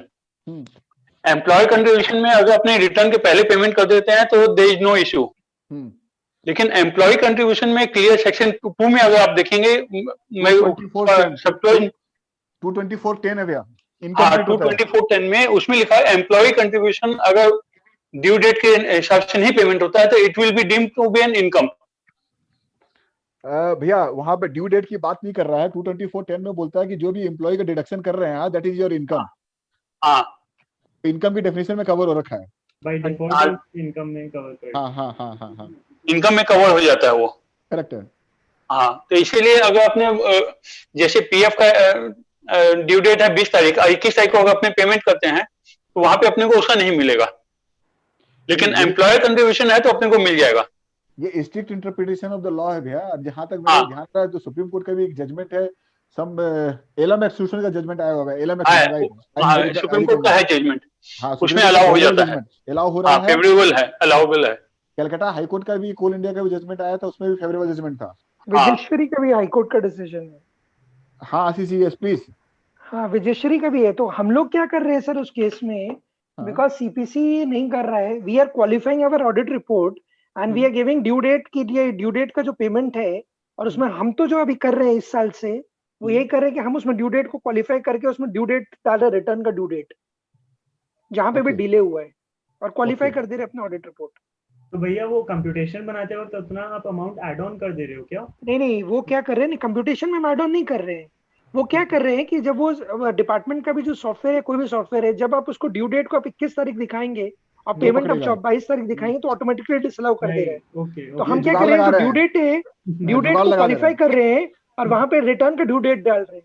अच्छा उसका जुगाड़ लगा रहा है, जुगाड़ टेक्नोलॉजी यूज जुगाड़ ही कर रहे हैं सर. और क्या करेंगे सर, जब सीपीसी उसको डिसअलाउ कर रहा है तो हम तो उसको आशीष जैसे मेरे एक प्रोफेशनल कलीग से किसी से बात हो रही थी, उनका एक मतलब जो सीपीसी जो उसको डिसअलाउड कर रहा है उसके पीछे लॉजिक वो क्या दे रहे थे, आई एम नॉट श्योर कि वो सही है. उनका एक लॉजिक है सर कि ऑल ओवर इंडिया में ये डिसीजंस एप्लीकेबल नहीं है. हाँ वेरी कर रहे हैं ना. कर्नाटका कोर्ट का जजमेंट अगेंस्ट का है, इसलिए वो लोग वहां पे डिसअलाउड कर रहे हैं. हाँ, इज इट लाइक दैट?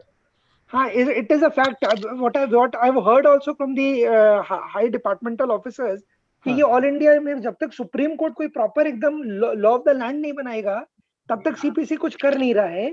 तो हो सकता है कि कमिंग बजट में ये चीज अलाउ कर दें. That is a different. तो हम तो एज ए वाया मीडिया कर रहे हैं सर, और ऑडिट रिपोर्ट क्वालिफाई कर रहे हैं.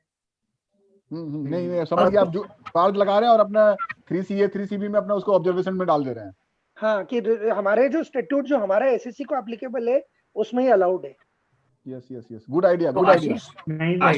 आशीष भैया, इन दैट केस आपका ड्यू डेट्स मतलब सपोज 6 महीना ठीक था, 6 महीना अलग था, तो 6 महीना का जो ड्यू डेट है वो सारा करेक्ट जा रहा है और नहीं सारा एक ही दे रहे हैं। 6 महीना का अच्छा सबका जो 139(1) वाला ही डेट आ जा रहा है। ओके तो वो क्या रहा है कि सो मोटो डिसअलाउ नहीं हो रहा है। ओके हाँ भाई, बिकॉज़ मेरे को लगा कि 6 महीना का अलग आएगा और 6 महीना का अलग आएगा। वो डिले पकड़ता ही नहीं है सिस्टम। वो सिस्टम को डिच कर रहे हैं, अरे सर पता नहीं राइट है कि रॉन्ग है। मतलब आशीष भैया की बुद्धि के सबके पास नहीं रहती, मानना पड़ेगा सर। एकदम नहीं सही तिकड़ा में सर, सही तिकड़ा में। और अपने भाई ऑडिटर अपने उसको क्वालिफाई भी कर दे रहे हैं, तो let the department take a call. Experience कहीं तो काम आएगा ना। Good idea. मूविंग ऑन, अब अपना 21A जो आता है, इसमें we have to talk about capital expenditure, personal expenditure which has been debited, political party का कोई एडवर्टाइजमेंट एक्सपेंडिचर वगैरह। तो यहाँ पर आपको ये पता होना चाहिए कि कितना पर्सनल है, कितना बिजनेस है, कितना नहीं पता। अगर नहीं पता तो आपको ये क्वालिफाई करना होगा कि आपको इतना नहीं पता, which should be the ideal practice. We often ignore this, we often say कि नहीं, there is no personal expenditure, there is no capital expenditure. लेकिन कई बार क्या होता है कि बहुत सारे केसेस में देखा है कि पर्सनल एक्सपेंडिचर है, ट्रिप का खर्चा, सबसे ज्यादा ट्रिप के खर्चे में होता है कि कोई ट्रिप का खर्चा है वो बिजनेस के बुक्स में डाल दिया गया। तो हाउ डू वी रिकंसाइल? एक तो ये इशू है, तो यहाँ पर आई फील कि it should be qualified. It should be qualified, मतलब यहाँ पे अपना ओपिनियन जो है एक क्वालिफिकेशन डाल देना चाहिए कि we are unable to determine how much is personal expenditure which has been debited and how much is not. It is not ascertainable from the documents available. And secondly, मेरा यहाँ पे एक और डाउट आ जाता है कि मान लीजिए कोई ऐसा असेट है जो कि पर्सनल असेट है लेकिन कंपनी के बुक्स में दिखाया हुआ है और उस पर डेप्रिसिएशन क्लेम किया हुआ है, तो क्या वो पर्सनल एक्सपेंडिचर के अंडर आएगा? वो will that 21A personal expenditure be triggered in that case? And I think this will have to be the last question, and then I think we'll have to wrap up because of the time constraint. Yes, true. Point 21 तक we will cover, and then we will continue this session for the next Wednesday also, with your due permission from Pusdeep if you are free on the coming Wednesday. हाँ भैया, definitely we should continue. Ashish ji, what's your view on this point number 21A, what Pusdeep has raised the issue? Say if an asset is shown as fixed asset, if a personal asset has been shown as fixed asset and depreciation has also been claimed, can we as an auditor state कि this is personal in the nature of personal expenditure? So we should definitely, I think we should definitely say, but point ये होता है कि sir it is very difficult for an auditor also to come कि भाई telephone expenses कितना personal है और कितना business के लिए use हो रहा है। तो what we are doing in these cases is that we are taking an MRL. Right. इसीलिए taking MRL और कैपिटल एक्सपेंडिचर का तो क्या है कि सर अब जैसे कंपनी ये अपना जीएसटी के लिए कैपिटल एक्सपेंडिचर का कोई अलग मतलब कुछ क्लॉजेस हैं जीएसटी में, इनकम टैक्स में भी कुछ क्लॉजेस हैं जो कैपिटल एक्सपेंडिचर से रिलेटेड है। सो वी तो मतलब पता नहीं राइट है कि रॉन्ग है, वी आर डूइंग दिस कि वी आर टेकिंग MRL। देखिए पर्सनल एक्सपेंडिचर तो कोई भी यहाँ पे क्वालिफाई कर रहे हैं ना, तो जीएसटी भी हिट होगा यहाँ पे, सेक्शन 17 सब सेक्शन 5 लगेगा। उस केस में वहां पे कोई भी अगर इनपुट उसका करस्पॉन्डिंगली इनपुट लिया हुआ है तो वो रिवर्स भी करना पड़ेगा, ये भी ध्यान देना होगा। अब जैसे मेरा बोलने का मतलब है कि मान लीजिए कोई आरओ है, हाँ, और ऑफिस में कहीं आरओ नहीं लगा क्लाइंट के, वो आरओ घर पे लगा हुआ है एंड उस पे डेप्रिसिएशन क्लेम हो रहा है, तो will that be a personal expenditure जो अपने यहाँ पे नोट कर सके कि दिस इज पुष्टि अपने तो प्रैक्टिकली सजेस्ट करते हैं क्लाइंट को कि आरओ खरीदा है तो इनपुट लेना है तो बिजनेस में उठा लो। हाँ, तो वो एक डिफरेंट कॉल हो जाएगा। राइट कि पहले सजेस्ट किया एंड फिर यहाँ पे अपनी नोटिंग कर दी, यहाँ पे अपनी एक क्वालिफिकेटरी रिमार्क डाल दी। सो माय हम्बल सबमिशन है कि कोई भी अमाउंट यहाँ क्वालिफाई कर रहे हैं तो उसका जीएसटी इंप्लीकेशन भी चेक कर लेना होगा पर्सनल एक्सपेंडिचर का। करेक्ट एंड यहाँ पे अपनी एक और क्वालिफिकेशन बस ये डाल सकते हैं कि it is difficult to determine with the available resources, available documents कि how much is personal and how much is for business. Yes, true. I think that would suffice. I think. And this is 7 o'clock now. Yeah. Sir, excuse me, sir. Yes, please. Yes, Sir, please. can I ask one last query before we end the session? Sure. Most welcome. Sir, Please. it's regarding the GST input tax credit. And before we end, I request one thing to you before you, that we are not ending the session. This is the in continue part 2 will come. Yes, sir. Sure, sir. Please go ahead. Sir, in regards to the input tax credit of GST, if some client has mistakes in his GST return, means the GST credit as per the books and the return is not matching. So which GST input tax credit details we should put in the tax audit report? Once again, please repeat. Sir, if the GST credit as per the accounts and as per the GST portal is not matching, That is the matter of point number 27 that we will discuss in the second session. Okay, sir. Sure. Point number 27 of the 3CD that we will discuss on that day. Okay, sure, sir. Sure. Thank you. Thank you, sir. Thank you very much. Thank you. And since time is already 7 o'clock, so I request Priyank Singhi to tender vote of thanks to our learned speaker and today initiator, Pushdeep Rungta. And from my side, this much I can tell you, Pushdeep, you are excellent. Excellently, you have pointed out each and every point. Thank you, Pushdeep. And now I request Priyank Singhi to kindly offer a formal vote of thanks from on behalf of our association. Thank you, Vikas Bhaiya. And I think you've rightly pointed out that, he's because we were not expecting, that we will get into such detail, and we initially planned only one session. So I think definitely kudos to Pushdeep that he's handled this really well. Taken actually, each clause by its neck, and we've had a really good discussion, a fruitful discussion, and we'll continue this next week. Thank you so much, Pushdeep, and thank you to all the participants. And Pushdeep, just 1 second, we have an e-memento for you. I'll just share the screen for you to see. Just 1 second. Yeah. Is this visible? I think it is coming on the screen. It is not yet visible. Oh, thank you. It's visible, right? Yeah. So this is for you, for all the efforts that you've put in. Thank you so much. We'll have this email to you, and we'll continue the session next week. Kamal Chada, thank you so much. Thank you, and I loved the discussion. Yeah, thank you. Yeah, sorry for interrupting you in the middle. Yeah. No, absolutely not. Absolutely, we had a wonderful session. PD bhaiya hai, senior PD bhaiya, if he has anything to say. Okay, भैया को बोलो यार, at least कुछ तो बोलेंगे भैया.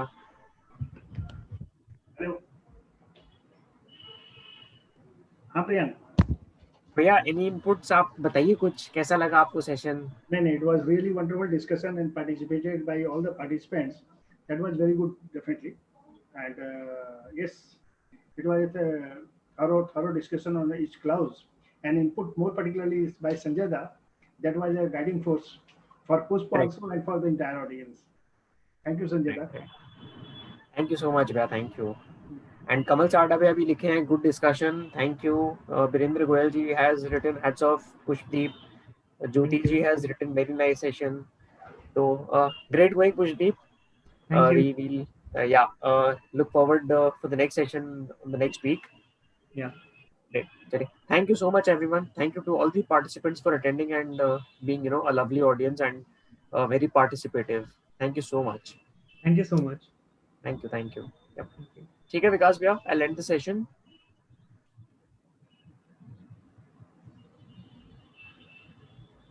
विकास भैया? Okay, चलिए ठीक है. Yeah, चलो ठीक है, I'll end the session.